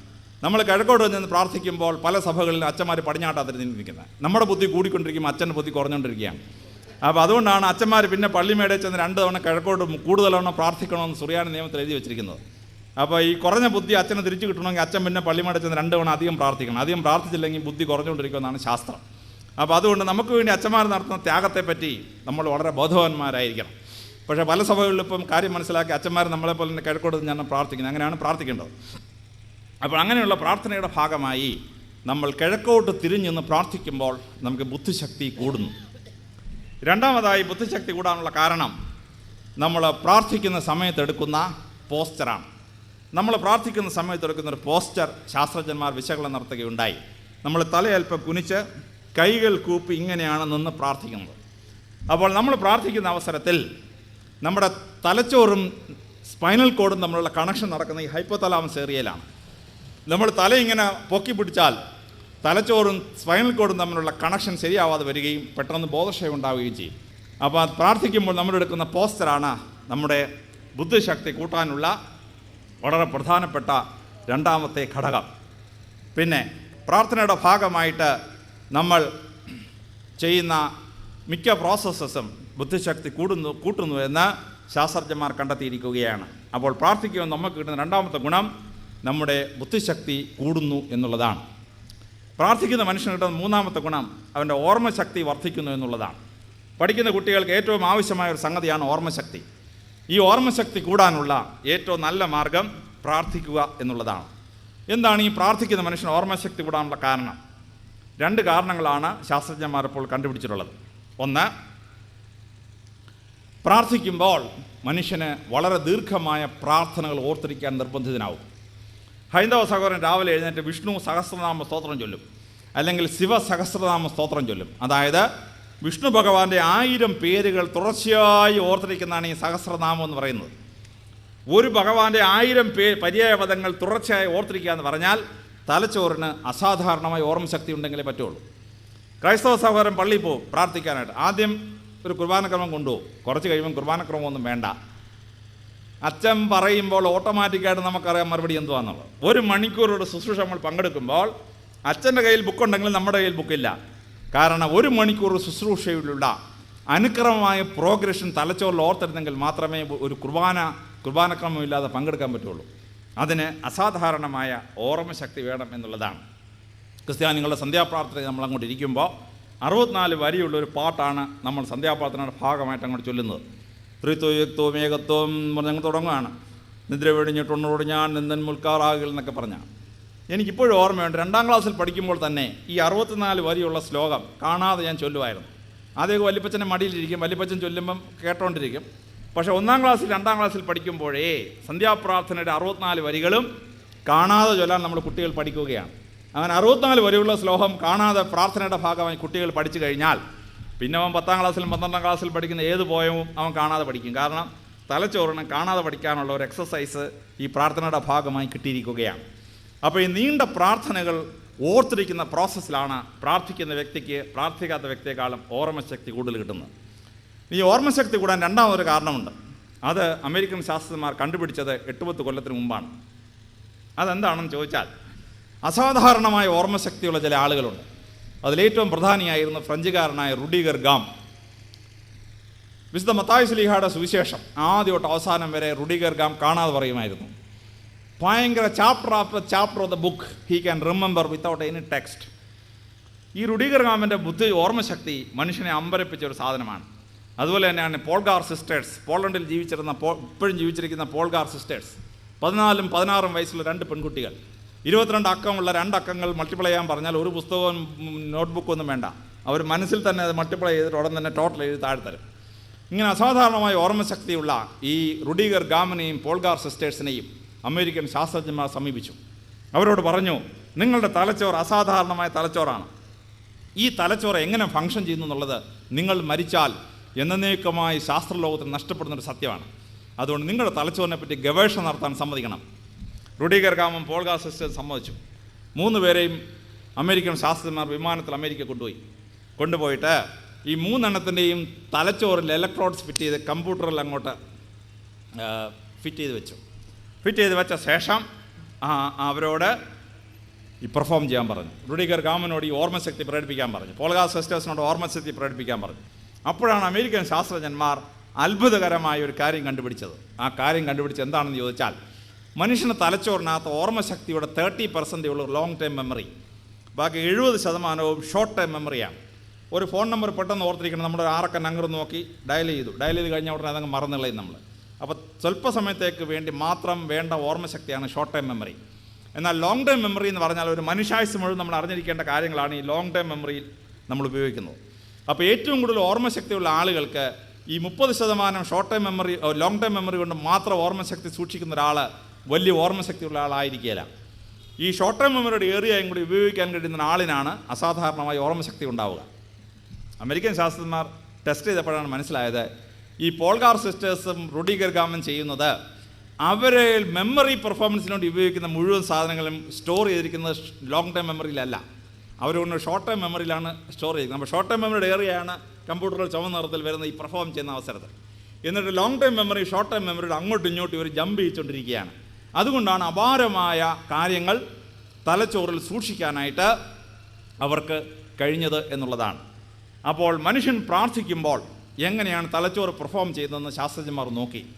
അപ്പോഴാണ് ശാസ്ത്രജ്ഞന്മാർ 2 കാര്യങ്ങൾ കണ്ടുപിടിച്ചത്. ഒന്ന്, മനുഷ്യൻ പ്രാർത്ഥിക്കാനായുള്ള പ്രാർത്ഥനകൾ സ്റ്റോർ ചെയ്യുന്നത് ലോങ് ടൈം മെമ്മറിയിലല്ല, ഷോർട്ട് ടൈം മെമ്മറിയിലാണ്.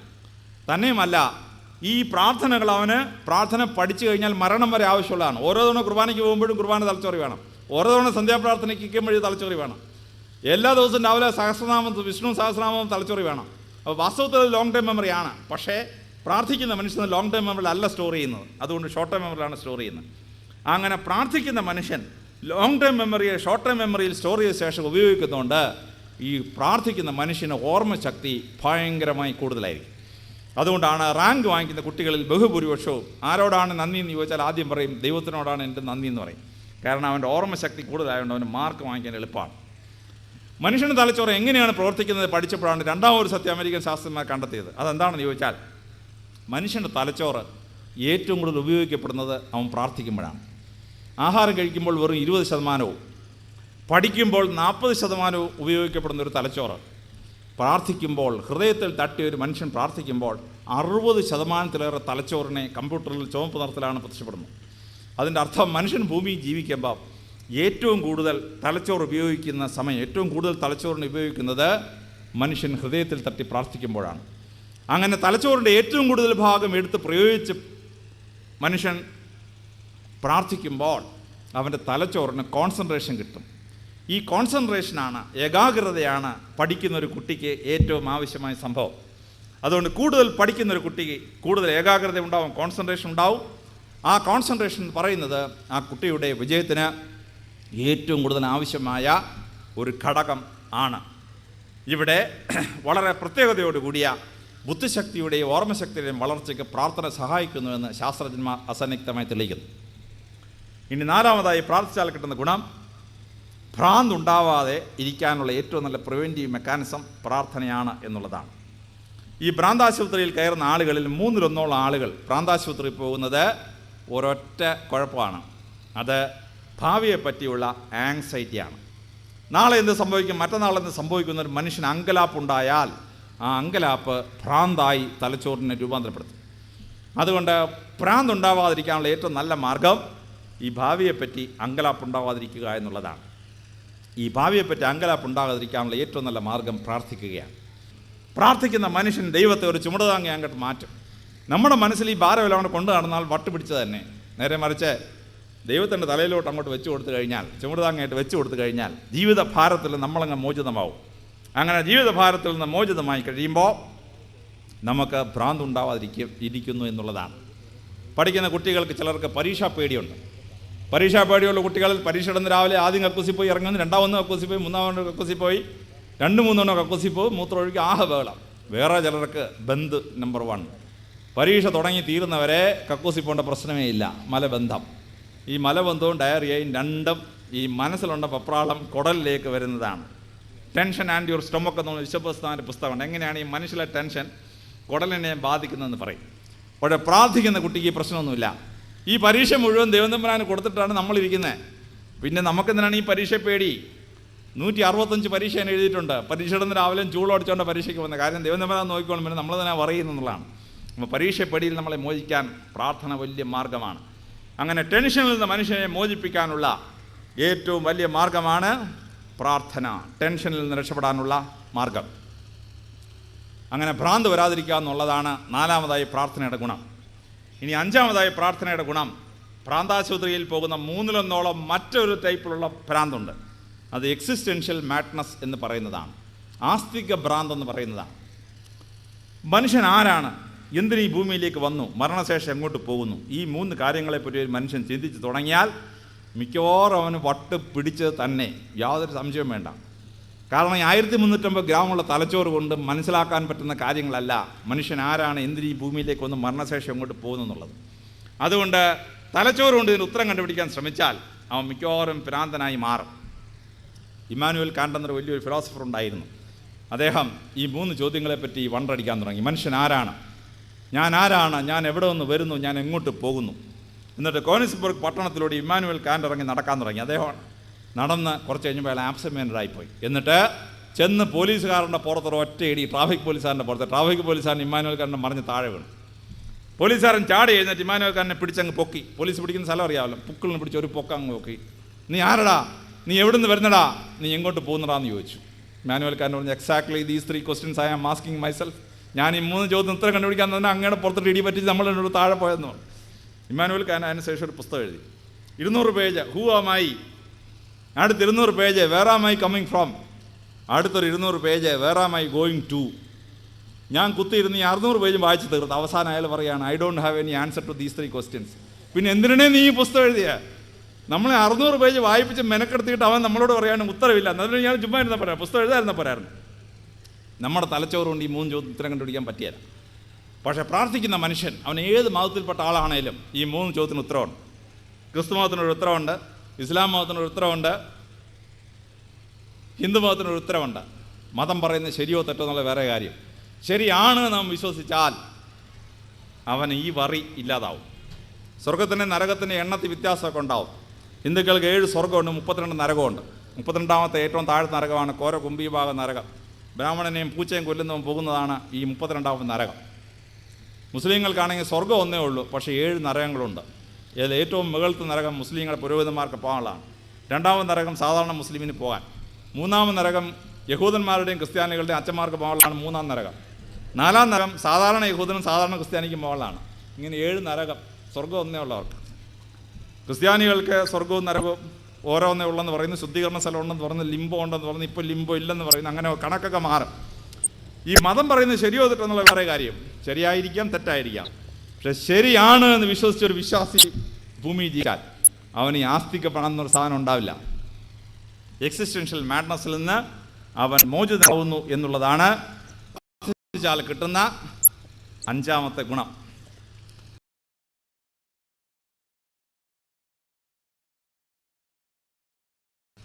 ഇനി 6ാമത്തെ ഗുണം എന്താണെന്ന് ചോദിച്ചാൽ സൈക്കോസോമാറ്റിക് ഇൽനെസ്. 100 പേര് ഡോക്ടർമാരെ കാണാൻ പോകുമ്പോൾ അതിൽ 70 പേരും പോകുന്ന ഒരൊറ്റ രോഗം കാരണമാണ് സൈക്കോസോമാറ്റിക് ഇൽനെസ്. സൈക്കോ എന്ന് പറഞ്ഞാൽ മനസ്സ്, സോമ എന്ന് പറഞ്ഞാൽ ശരീരം. മനസ്സിൽ നിന്ന് ശരീരത്തിലേക്ക് വരുന്ന രോഗങ്ങളാണ്. മനുഷ്യൻ്റെ മനസ്സിൽ അങ്കലാപ്പുണ്ടായാൽ, വറിയുണ്ടായാൽ ആ വറി ശരീരത്തിലേക്ക് രോഗമായി പ്രത്യക്ഷപ്പെടും. ഇതാണ് ആയുർവേദത്തിൽ അവർ പറയുന്നത്, ആധിയിൽ നിന്ന് വ്യാധി ഉണ്ടാവും. മനുഷ്യ മനസ്സിൽ ആധി ഉണ്ടായാൽ അത് ശരീരത്തിൽ വ്യാധി അല്ലെങ്കിൽ രോഗമായി കൺവേർട്ട് ചെയ്യപ്പെടും എന്നുള്ളതാണ് ആയുർവേദത്തിൻ്റെ പ്രിൻസിപ്പിൾ. ഇതിനെയാണ് അലോപ്പതിയും പറയുന്ന സൈക്കോസോമാറ്റിക് ഇൽനെസ് എന്ന് പറയുന്നത്. അപ്പോൾ മനസ്സിൻ്റെ ആധിയിൽ നിന്ന് ശരീരത്തിൽ രോഗം വന്നാൽ അതിനെ പരിഹരിക്കണമെങ്കിൽ മനസ്സിനെ സോൾവ് ചെയ്തെങ്കിലേ പറ്റുള്ളൂ. മനുഷ്യൻ്റെ ഹാർട്ട് അറ്റാക്കിൻ്റെ 40% ടെൻഷൻ ഇൻഡ്യൂസ്ഡ് ഹാർട്ട് അറ്റാക്കാണ്. ഹാർട്ടിനൊരു കുഴപ്പമില്ല, പക്ഷെ ടെൻഷൻ കാരണം ഹാർട്ട് അടിക്കുന്ന അങ്ങ് നിന്നു പോകും, കാർഡിയക് അറസ്റ്റ്, അവൻ ചത്തുപോകും. ക്യാൻസർ, 3 ക്യാൻസറുകളെ ഡോക്ടർമാർ വിളിക്കുന്നത് സൈക്കിക് ക്യാൻസർ എന്നാണ്.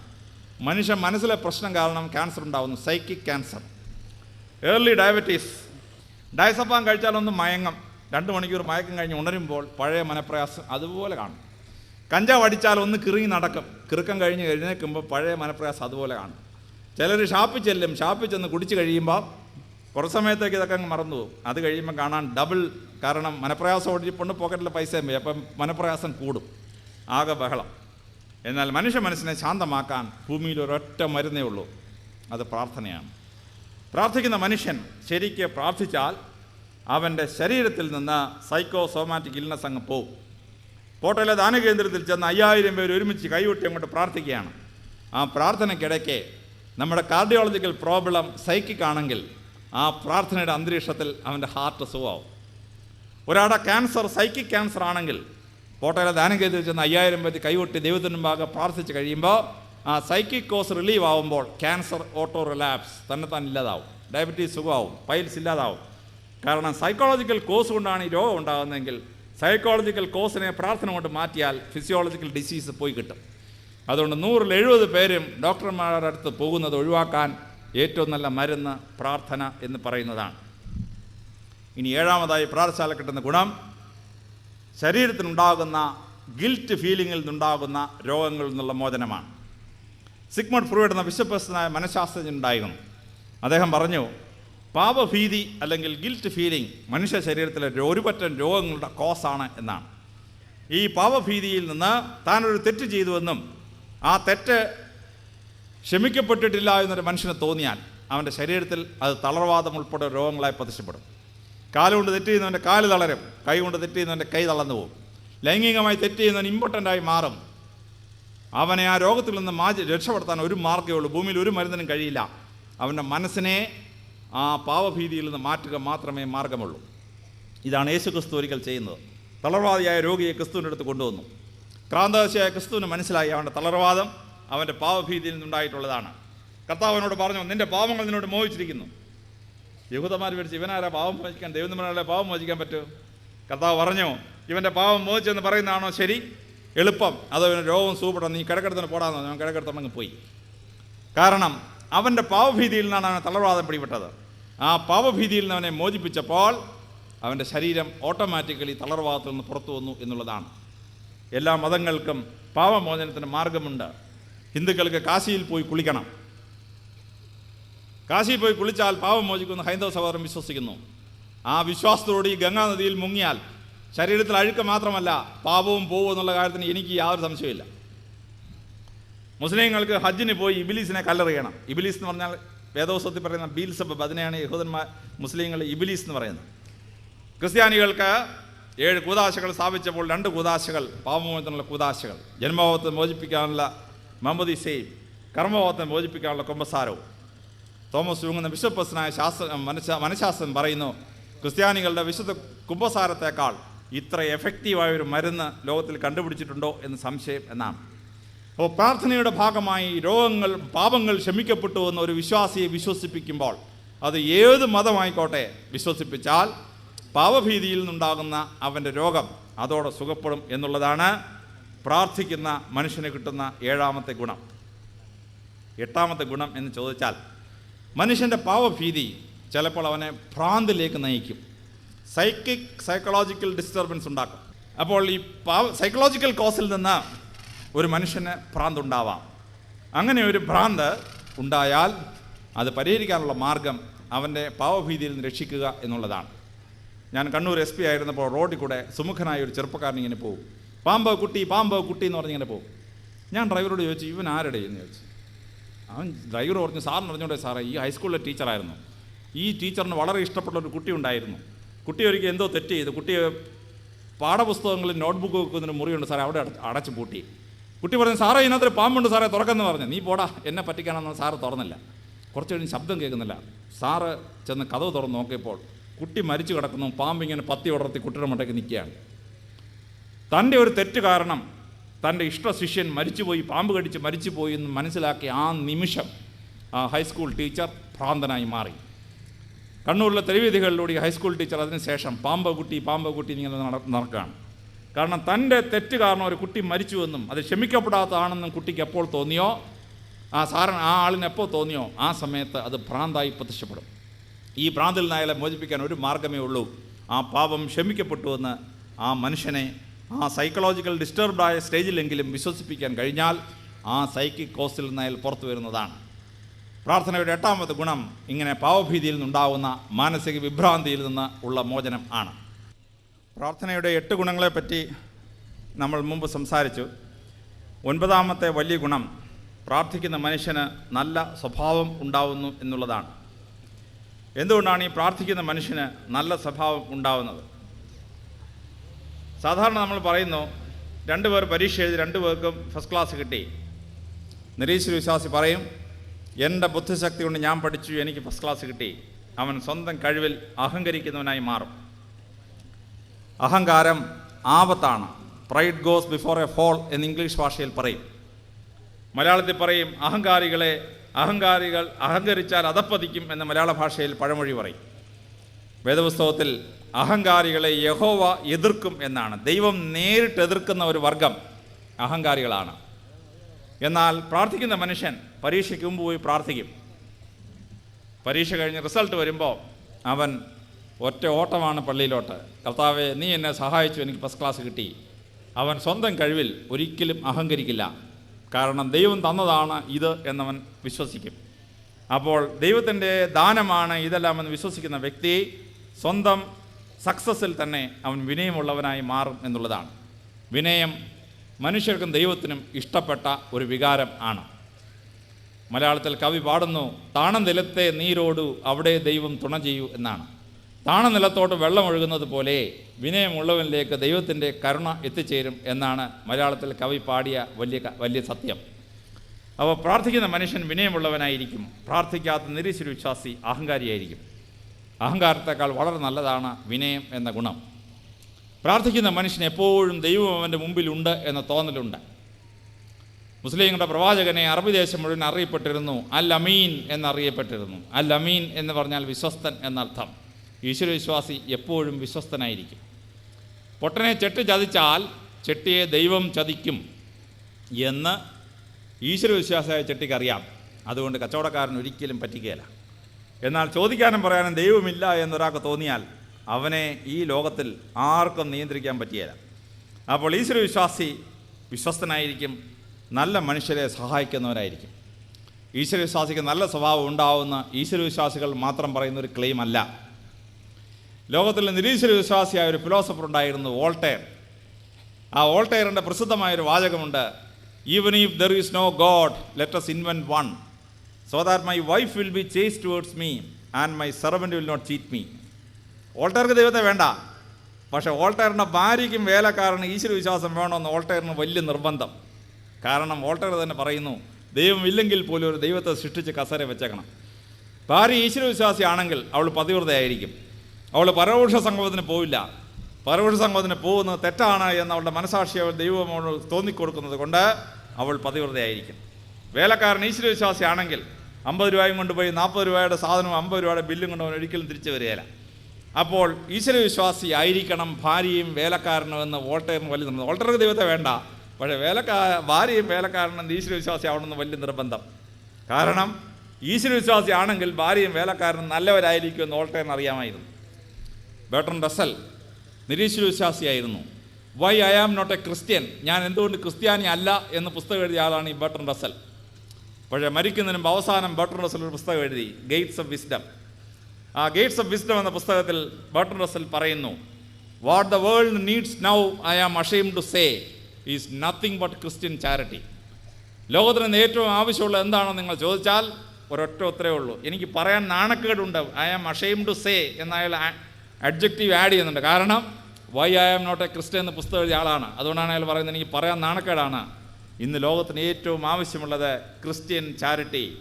ക്രിസ്തുമതം ലോകത്തെ പഠിപ്പിച്ച ജീവകാരുണ്യം, അതാണ് ലോകത്തിന് ഏറ്റവും ആവശ്യമെന്ന് ബെർട്രൻഡ് റസ്സൽ അവസാനത്തെ ഗേറ്റ്സ് ഓഫ് വിസ്ഡം എന്ന പുസ്തകത്തിൽ എഴുതിയ ശേഷമാണ് ബെർട്രൻഡ് റസ്സൽ മരിക്കുന്നത്. അപ്പോൾ വോൾട്ടയറും ബെർട്രൻഡ് റസ്സലും നിരീശ്വരവിശ്വാസികളായ ഫിലോസഫേഴ്സ് രണ്ടുപേരും ഈശ്വരവിശ്വാസിക്ക് നല്ല സ്വഭാവം ഉണ്ടാവുന്നു എന്ന് അസന്നിഗ്ധമായി എഴുതി വച്ചിട്ടുണ്ട്. കാരണം ഈശ്വരവിശ്വാസിക്ക് ചോദിക്കാനും പറയാനും മുകളിലൊരു ദൈവമുണ്ട്. യു പിയിലും ബീഹാറിലൊക്കെ ചെന്നാൽ ഊപ്പർവാല എന്ന് പറയും. എന്തെങ്കിലും തെറ്റ് ചെയ്താൽ പറയും ഊപ്പർവാല എന്ന് ഉടനെ അവൻ മുഖത്ത് നോക്കി പറയും. കാരണം മുകളിലൊരാളുണ്ട്, സൂക്ഷിച്ചോ എന്നാണ് പറയുന്നതിൻ്റെ അർത്ഥം. എന്ന് പറഞ്ഞതുപോലെ നമ്മൾ ആഹാരം കഴിക്കുമ്പോഴും ഉറങ്ങുമ്പോഴും സംസാരിക്കുമ്പോഴും ഒക്കെ ഈശ്വരൻ നമ്മുടെ മുമ്പാകെ ഉണ്ടാവും എന്ന് തോന്നിയാൽ നമ്മൾ നല്ല കാര്യങ്ങളെ പറയൂ, നല്ല കാര്യങ്ങളെ ചിന്തിക്കൂ, മോറൽ കറേജ് ഉള്ളവനായിരിക്കും. ഏത് സ്റ്റേജിൽ പ്രസംഗിക്കാൻ എഴുന്നേൽക്കുമ്പോഴും ഞാൻ വേദപുസ്തകത്തിൽ ഒരു വാക്യം മനസ്സിൽ പ്രാർത്ഥിക്കും. ദാവീദ് രാജാവിനോട് വേദപുസ്തകത്തിൽ പറയുന്ന പോലെയാണ്, എൻ്റെ വായ്ക്ക് കാവൽക്കാരനെയും അധരങ്ങൾക്ക് സൂക്ഷിപ്പുകാരനെയും തരണേ ദൈവമേ എന്ന് പ്രാർത്ഥിച്ചുകൊണ്ടേ മൈക്കിന് മുമ്പിൽ വരുള്ളൂ. കാരണം ദൈവത്തിൻ്റെ കയ്യിൽ നാക്ക് ഏൽപ്പിച്ചാലേ നാക്ക് ശരിക്കും പ്രവർത്തിക്കും. അപ്പോൾ ഈശ്വര വിശ്വാസം എന്ന് പറയുന്നത് നല്ല സ്വഭാവം കൊണ്ടുവരുന്നതാണ്. നമ്മുടെ മക്കൾ നല്ല സ്വഭാവത്തിൽ ജീവിച്ച് വളരണമെങ്കിൽ അവരെ പ്രാർത്ഥനയിലും വിശ്വാസത്തിലും വളർത്തിയെങ്കിലേ പറ്റൂ എന്നുള്ളതിന് യാതൊരു സംശയവും വേണ്ട. 10ാമതായി ഫിലോസഫേഴ്സ് പറയുന്നത് ലോജിക് ഓഫ് കൺവീനിയൻസ് എന്ന് പറയുന്നതാണ്. ഏത് വിശ്വസിക്കുന്നതാണ് ഗുണകരം, കൺവീനിയൻറ്റ്, ലോജിക് അനുകൂലം എന്ന് ചോദിച്ചാൽ ഈശ്വരവിശ്വാസി വിശ്വസിക്കുന്നതാണ് ലോജിക്കിന് അനുകൂലം എന്നാണ്. കാരണം നിരീശ്വരവിശ്വാസി പറയുന്നു സ്വർഗമില്ല, നരകമില്ല, ദൈവമില്ല, ആത്മാവില്ല. ഈശ്വരവിശ്വാസികളായ നമ്മൾ പറയുന്നു സ്വർഗമുണ്ട്, നരകമുണ്ട്, ദൈവമുണ്ട്, ആത്മാവുണ്ട്. നിരീശ്വരവിശ്വാസി പറയുന്നതാണ് ശരിയെങ്കിൽ മരണശേഷം നിരീശ്വരവിശ്വാസിക്ക് നമ്മളെ വിളിച്ച് പറയാൻ പറ്റിയല്ല, എടാ വിഡ്ഢി, ഭൂമിയിൽ വെച്ച് നിന്നോട് ഞാൻ പറഞ്ഞു സ്വർഗവും ഇല്ല, നരകവും ഇല്ല, ദൈവവും ഇല്ല, ആത്മാവുണ്ട്, ഇപ്പോൾ കണ്ടോടാ ഒന്നുമില്ല എന്ന് നമ്മളോട് അവന് പറയാൻ പറ്റുമോ? കാരണം അവനുമില്ല, നമ്മളുമില്ല. അപ്പോൾ നമ്മളോട് അവനത് പറയാൻ പറ്റിയല്ല.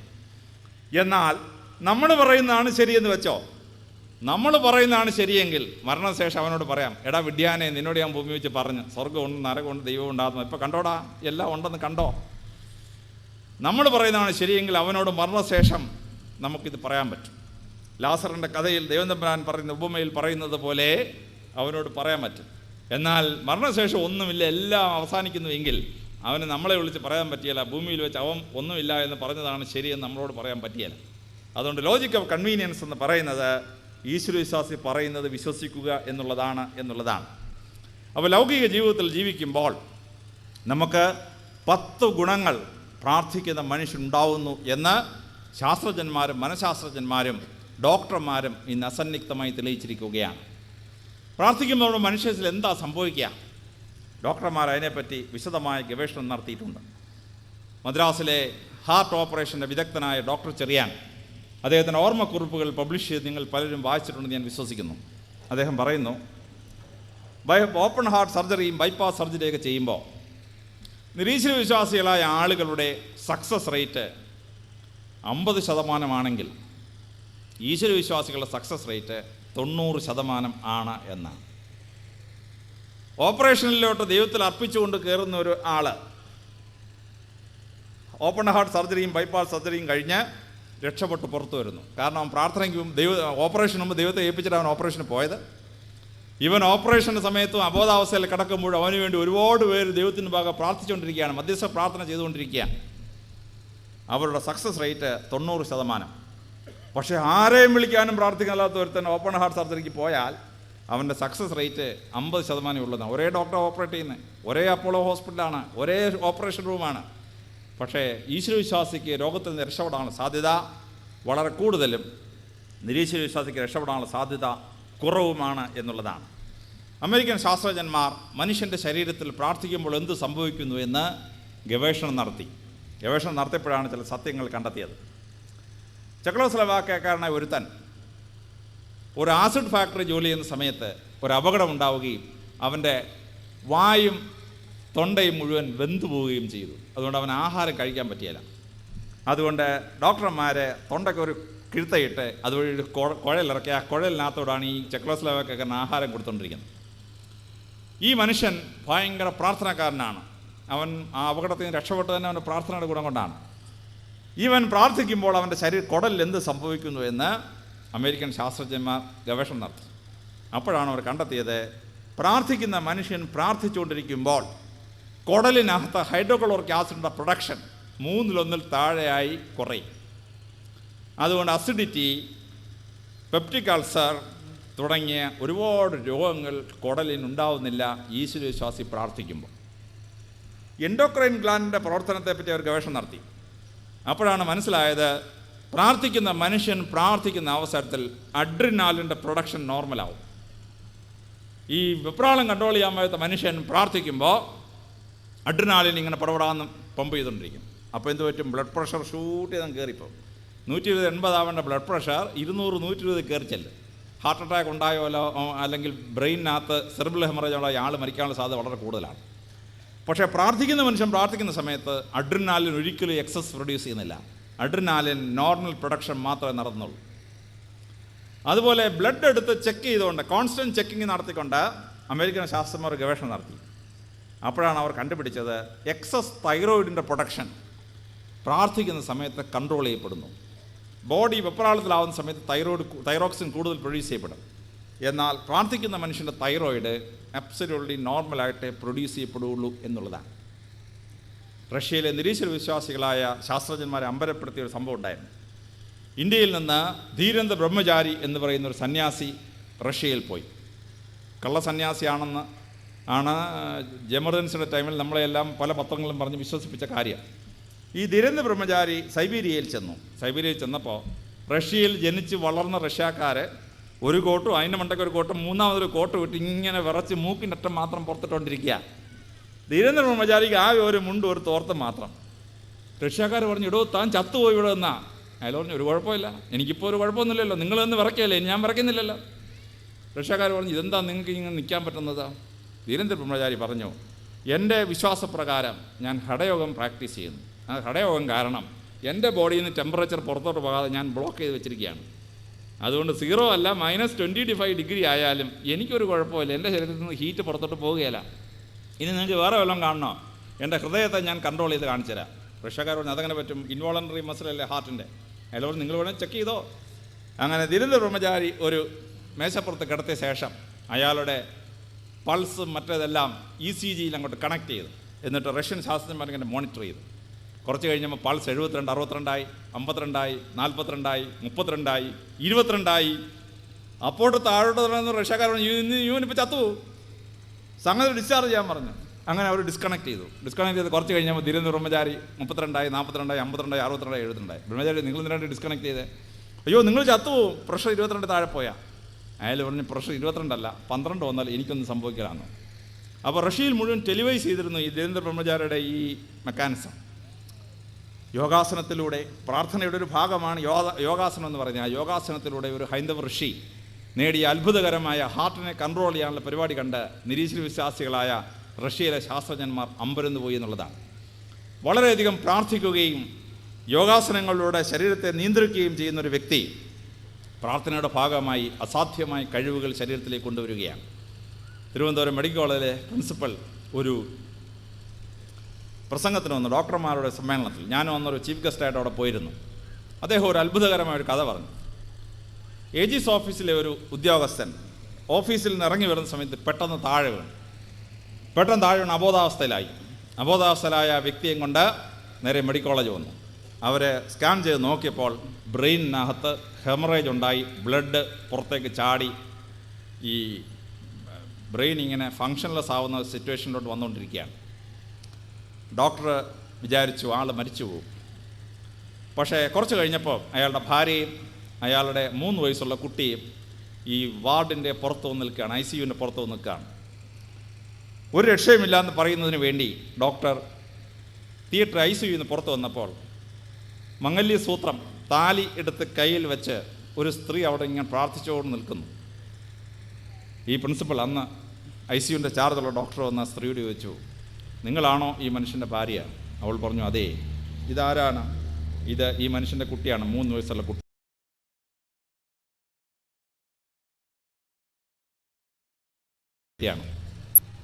ആ സ്ത്രീയുടെ മുഖത്ത് നോക്കിക്കഴിഞ്ഞപ്പോൾ എന്താണ് ഈ സ്ത്രീയോട് പറയാൻ? ഭർത്താവ് മരിക്കാൻ പോവുകയാണെന്ന് പറയുക എന്നൊരു വെപ്രാളത്തിലായി ഈ ഡോക്ടർ. അപ്പോൾ ആ സ്ത്രീ ഡോക്ടറോട് പറഞ്ഞു, ഡോക്ടറെ ഒന്നുകൊണ്ടും വിഷമിക്കണ്ട, ഞാൻ ഈ മംഗല്യസൂത്രത്തിൽ പിടിച്ച് പ്രാർത്ഥിച്ചുകൊണ്ടിരിക്കുകയാണ്. എൻ്റെ ഭർത്താവ് രക്ഷപ്പെടും എന്നുള്ള കാര്യത്തിന് യാതൊരു സംശയം എനിക്കില്ല. എൻ്റെ ഭഗവാൻ എൻ്റെ ഭർത്താവിനെ രക്ഷപ്പെടുത്തുന്ന കാര്യത്തിന് ഒരു സംശയമില്ല. ഡോക്ടർ പറയുകയാണ്, ഏത് ഭ്രാന്താശുപത്രിയിൽ നിന്നാണ് ഈ സ്ത്രീ ഇറങ്ങി വന്നത്? ഞാൻ അപ്പോൾ അത്ഭുതപ്പെട്ടു പോയി. 24 മണിക്കൂർ കഴിഞ്ഞ് അയാൾ തിരിച്ച് ICUവിലെത്തി. ഈ മനുഷ്യൻ്റെ ബ്ലീഡിങ് സ്റ്റോപ്പ് ചെയ്തിരിക്കുന്നു. ബ്രെയിൻ പതുക്കെ പതുക്കെ ബ്ലഡ് അബ്സോർവ് ചെയ്യുകയാണ്. 9 ദിവസങ്ങൾക്ക് ശേഷം ആ മനുഷ്യന് ബോധം വീണു. സബ് അരക്കനോയിഡ് ഹെമറേജ് ഇത്രയും ഉണ്ടായ ഒരാൾ രക്ഷപ്പെടാൻ സാധ്യത വളരെ കുറവാണ്. വർഷങ്ങൾക്ക് ശേഷം ഒരു ദിവസം ഈ ഡോക്ടറുടെ അടുത്ത് ഈ സ്ത്രീ കല്യാണക്കുറിയുമായിട്ടെത്തി. ഡോക്ടറെ, അന്ന് എൻ്റെ കൂടെ വന്ന 3 വയസ്സുള്ള കുട്ടിയില്ലേ, ആ കുട്ടിയുടെ കല്യാണമാണ്. എൻ്റെ ഭർത്താവിൻ്റെ ജീവൻ രക്ഷിച്ചത് അങ്ങാണ്. അതുകൊണ്ട് തീർച്ചയായും എൻ്റെ മകളുടെ കല്യാണത്തിന് വരണം. ഡോക്ടർ ആ കല്യാണത്തിന് പോയി. ഡോക്ടർ അത്ഭുതത്തോടുകൂടി പറയുന്നു, ആ മനുഷ്യനെ രക്ഷിച്ചത് ഞാനോ മെഡിക്കൽ കോളേജ് ICU അല്ല. മംഗല്യസൂത്രം പിടിച്ചുകൊണ്ട് പ്രാർത്ഥിച്ച ആ സ്ത്രീയുടെ പ്രാർത്ഥന സ്വർഗത്തിലേക്ക് ചെന്ന ശേഷം അവളുടെ ഭർത്താവിനെ രക്ഷിച്ചുവെന്നാണ് അത്ഭുതത്തോടുകൂടി ആ ഡോക്ടർ സർട്ടിഫൈ ചെയ്യുന്നു. പ്രാർത്ഥന മിറക്കിൾസ് ഉണ്ടാക്കുന്ന ഒന്നാണ്. Prayer can do miracles, wonderful miracles. അതുകൊണ്ട് പ്രാർത്ഥനയുടെ ഗുണം എന്ത് എന്ന് ചോദിച്ചാൽ, ആത്മാവിലെ പാപക്കറ കഴുകിക്കളയുകയും സ്വർഗരാജ്യം നേടുകയും ചെയ്യുക എന്നുള്ളത് പ്രാർത്ഥനയുടെ 2 വലിയ ഗുണങ്ങളാണ്. എന്നാൽ ലൗകിക ജീവിതത്തിൽ നമ്മൾ ജീവിക്കുമ്പോൾ തന്നെ നമ്മുടെ ആരോഗ്യം വർദ്ധിപ്പിക്കുകയും നമുക്ക് ബുദ്ധിശക്തി കൂട്ടുകയും നമ്മുടെ ഓർമ്മശക്തി വർദ്ധിപ്പിക്കുകയും ഭ്രാന്താശുപത്രിയിൽ പോകാതെ നമ്മളെ ടെൻഷനിൽ നിന്ന് രക്ഷിക്കുകയും ഭ്രാന്താശുപത്രിയിൽ പോകാതെ ജീവിതത്തെപ്പറ്റി ഉറച്ച വീക്ഷണം ഉണ്ടാക്കുകയും സൈക്കോസോമാറ്റിക് രോഗങ്ങളിൽ നിന്ന് നമുക്ക് മോചനം തരികയും ഗിൽറ്റ് ഫീലിങ്ങിൽ നിന്നുണ്ടാകുന്ന രോഗങ്ങളിൽ നിന്ന് മോചനം തരികയും സൈക്കിക് റീസൺ കൊണ്ട് ഭ്രാന്തുണ്ടാകുന്ന ഒഴിവാക്കുകയും നല്ല സ്വഭാവത്തോടെ ഈ ഭൂമിയിൽ ജീവിക്കാൻ കഴിയുകയും ചെയ്യുന്ന മഹത്തരമായ ഒരു ജീവിതമായി നമ്മുടെ ജീവിതത്തെ മാറ്റാൻ പ്രാർത്ഥന എന്ന് പറയുന്ന അത്ഭുത മരുന്നിന് കഴിയും എന്ന് ശാസ്ത്രം ഇന്ന് അസന്നിഗ്ധമായി തെളിയിച്ചിരിക്കുകയാണ്. അതുകൊണ്ട് പ്രാർത്ഥനയുടെ അന്തരീക്ഷത്തിൽ ജീവിക്കുവാനും കുടുംബങ്ങളെ പ്രാർത്ഥനയുടെ അന്തരീക്ഷത്തിൽ വളർത്തുവാനും നിങ്ങൾക്കേവർക്കും കഴിയേണ്ടതാണ്. ഞാൻ വെറും ഗീർവാണം അടിക്കുകയാണ് നിങ്ങൾ ധരിച്ചു കളയരുത്. എന്നെ പ്രാർത്ഥനയിൽ ഉറച്ച് വിശ്വസിപ്പിക്കുകയും പഠിപ്പിക്കുകയും ചെയ്ത എൻ്റെ പിതാവും മാതാവിൽ നിന്നാണ് ഞാനിത് പഠിച്ചത്. രാവിലെ 5 മണിക്ക് ഞങ്ങളെ വിളിച്ചുണർത്തി നേരെ പള്ളിയിൽ കൊണ്ടുപോയി വിശുദ്ധ കുർബാനയിൽ കൂടിയിട്ടേ വീട്ടിൽ വന്ന് എന്തെങ്കിലും ചെയ്യാൻ അച്ഛൻ സമ്മതിച്ചിരുന്നുള്ളൂ. വൈകിട്ട് 6 മണിയാവുമ്പോൾ അടുക്കള അടച്ചിട്ട് 3/4 മണിക്കൂർ ഒരു പ്രാർത്ഥനയാണ്. ആ പ്രാർത്ഥനയ്ക്ക് ശേഷമേ എന്തെങ്കിലും ചെയ്യാൻ വേണ്ടി എൻ്റെ അച്ഛൻ സമ്മതിച്ചിരുന്നുള്ളൂ. എൻ്റെ SLC പരീക്ഷയുടെ തലേ ദിവസം ഞാൻ സൺഡേ സ്കൂളിന് പോകാൻ അല്പം വിസമ്മതിച്ചപ്പോൾ ആ വിവരം പറഞ്ഞ അച്ഛൻ എന്നോട് ചോദിച്ചു, നീ സൺഡേ സ്കൂളിന് പോകുന്നില്ലേ എന്ന് ചോദിച്ചു. ഞാൻ പറഞ്ഞു, നാളെ SLC പരീക്ഷയാണ്. ഹൈസ്കൂൾ ഹെഡ് മാസ്റ്റർ അപ്പനോട് പറഞ്ഞു കൊടുക്കുകയാണ് നാളെ SLC പരീക്ഷയാണ്. അപ്പം പറഞ്ഞു, എനിക്കറിയാം, നീ സൺഡേ സ്കൂളിന് പോയിട്ട് വന്നിട്ട് ബാക്കി കിട്ടുന്ന മാർക്ക് മതി നിൻ്റെ SLC പരീക്ഷയ്ക്കെന്ന് പറഞ്ഞു. അങ്ങനെ ഞാൻ കരഞ്ഞുകൊണ്ടാണ് സൺഡേ സ്കൂളിന് പോയത്. എൻ്റെ കൂടെ SLC പരീക്ഷ എഴുതിയ ഒരൊറ്റ കുട്ടി അന്ന് സൺഡേ സ്കൂളിൽ വന്നിട്ടില്ലായിരുന്നു, ഞാൻ മാത്രമേ ഉണ്ടായിരുന്നുള്ളൂ. പക്ഷേ സൺഡേ സ്കൂളിൽ പഠിച്ചിട്ട് വന്ന് എനിക്ക് കിട്ടിയ മാർക്കിൻ്റെ അത്രയും സൺഡേ സ്കൂളിൽ പഠിക്കാതെ വീട്ടിൽ ഇരുന്ന് പഠിച്ച ഒരു കുട്ടിക്കും കിട്ടിയില്ല എന്നുള്ളതാണ് സത്യം. 11ാം ക്ലാസ്സിൽ പഠിച്ചുകൊണ്ടിരുന്നപ്പോൾ എൻ്റെ അച്ഛൻ ഹാർട്ട് അറ്റാക്ക് ഉണ്ടായി. മരണം ഏതാണ് ഉറപ്പാണ് എന്നുള്ള രീതിയിലായ സമയത്ത് എൻ്റെ അച്ഛനെ കാണാൻ വേണ്ടി പള്ളിയിലെ വികാരിയച്ഛൻ വന്നു. എൻ്റെ പള്ളിയിലെ വികാരിയച്ഛൻ വന്ന് എൻ്റെ അച്ഛനോട് പറഞ്ഞു, സാറിന് എന്തെങ്കിലും സംഭവിച്ചാൽ ഇളയ കുട്ടിക്ക് 2.5 വയസ്സല്ലേ പ്രായമുള്ളൂ എന്ന് ചോദിച്ചു. എൻ്റെ പിതാവ് മരണക്കിടക്കയിൽ കിടന്നുകൊണ്ട് വികാരിയച്ഛനോട് ചോദിച്ചു, അച്ഛൻ 37-ാം സങ്കീർത്തനം വായിച്ചിട്ടില്ലേ അച്ഛൻ എന്ന് ചോദിച്ചു. വികാരിയച്ഛൻ ചോദിച്ചു, അതെന്താണ്? 37-ാം സങ്കീർത്തനത്തിൽ പറയുന്നുണ്ട്, നീതിമാൻ്റെ സന്തതി അപ്പം യാചിച്ച് ഞാൻ കണ്ടിട്ടില്ല, അതുകൊണ്ട് ഞാൻ മരിച്ചാലും എൻ്റെ മക്കൾക്കൊന്നും സംഭവിക്കില്ല. പിതാവിൻ്റെ അവിശ്വാസം ശരിയായിരുന്നു. പിതാവ് 4 ദിവസം കഴിഞ്ഞ് മരിച്ചു. ഞാനിന്ന് IPS കിട്ടി ഈ നിലയിലൊക്കെ ഇരിക്കുന്നെങ്കിലും എന്നേക്കാൾ വലിയ നിലകളാണ് എൻ്റെ സഹോദരങ്ങളെല്ലാം. നീതിമാൻ്റെ സന്തതി അപ്പം യാചിക്കില്ല എന്ന് വേദപുസ്തകം കള്ളം പറയുകയല്ല. വേദപുസ്തകം ശരിയായ രീതിയിൽ പറയുകയാണ്. അതുകൊണ്ട് വിശ്വാസത്തിലും പ്രാർത്ഥനയിലും മക്കളെ വളർത്തി വിശ്വാസത്തിൽ ഉറച്ച കുടുംബങ്ങളായി തീരുവാൻ നിങ്ങളെ ഏവരെയും ഈശ്വരൻ അനുഗ്രഹിക്കട്ടെ എന്ന് ഞാൻ പ്രാർത്ഥിക്കുന്നു.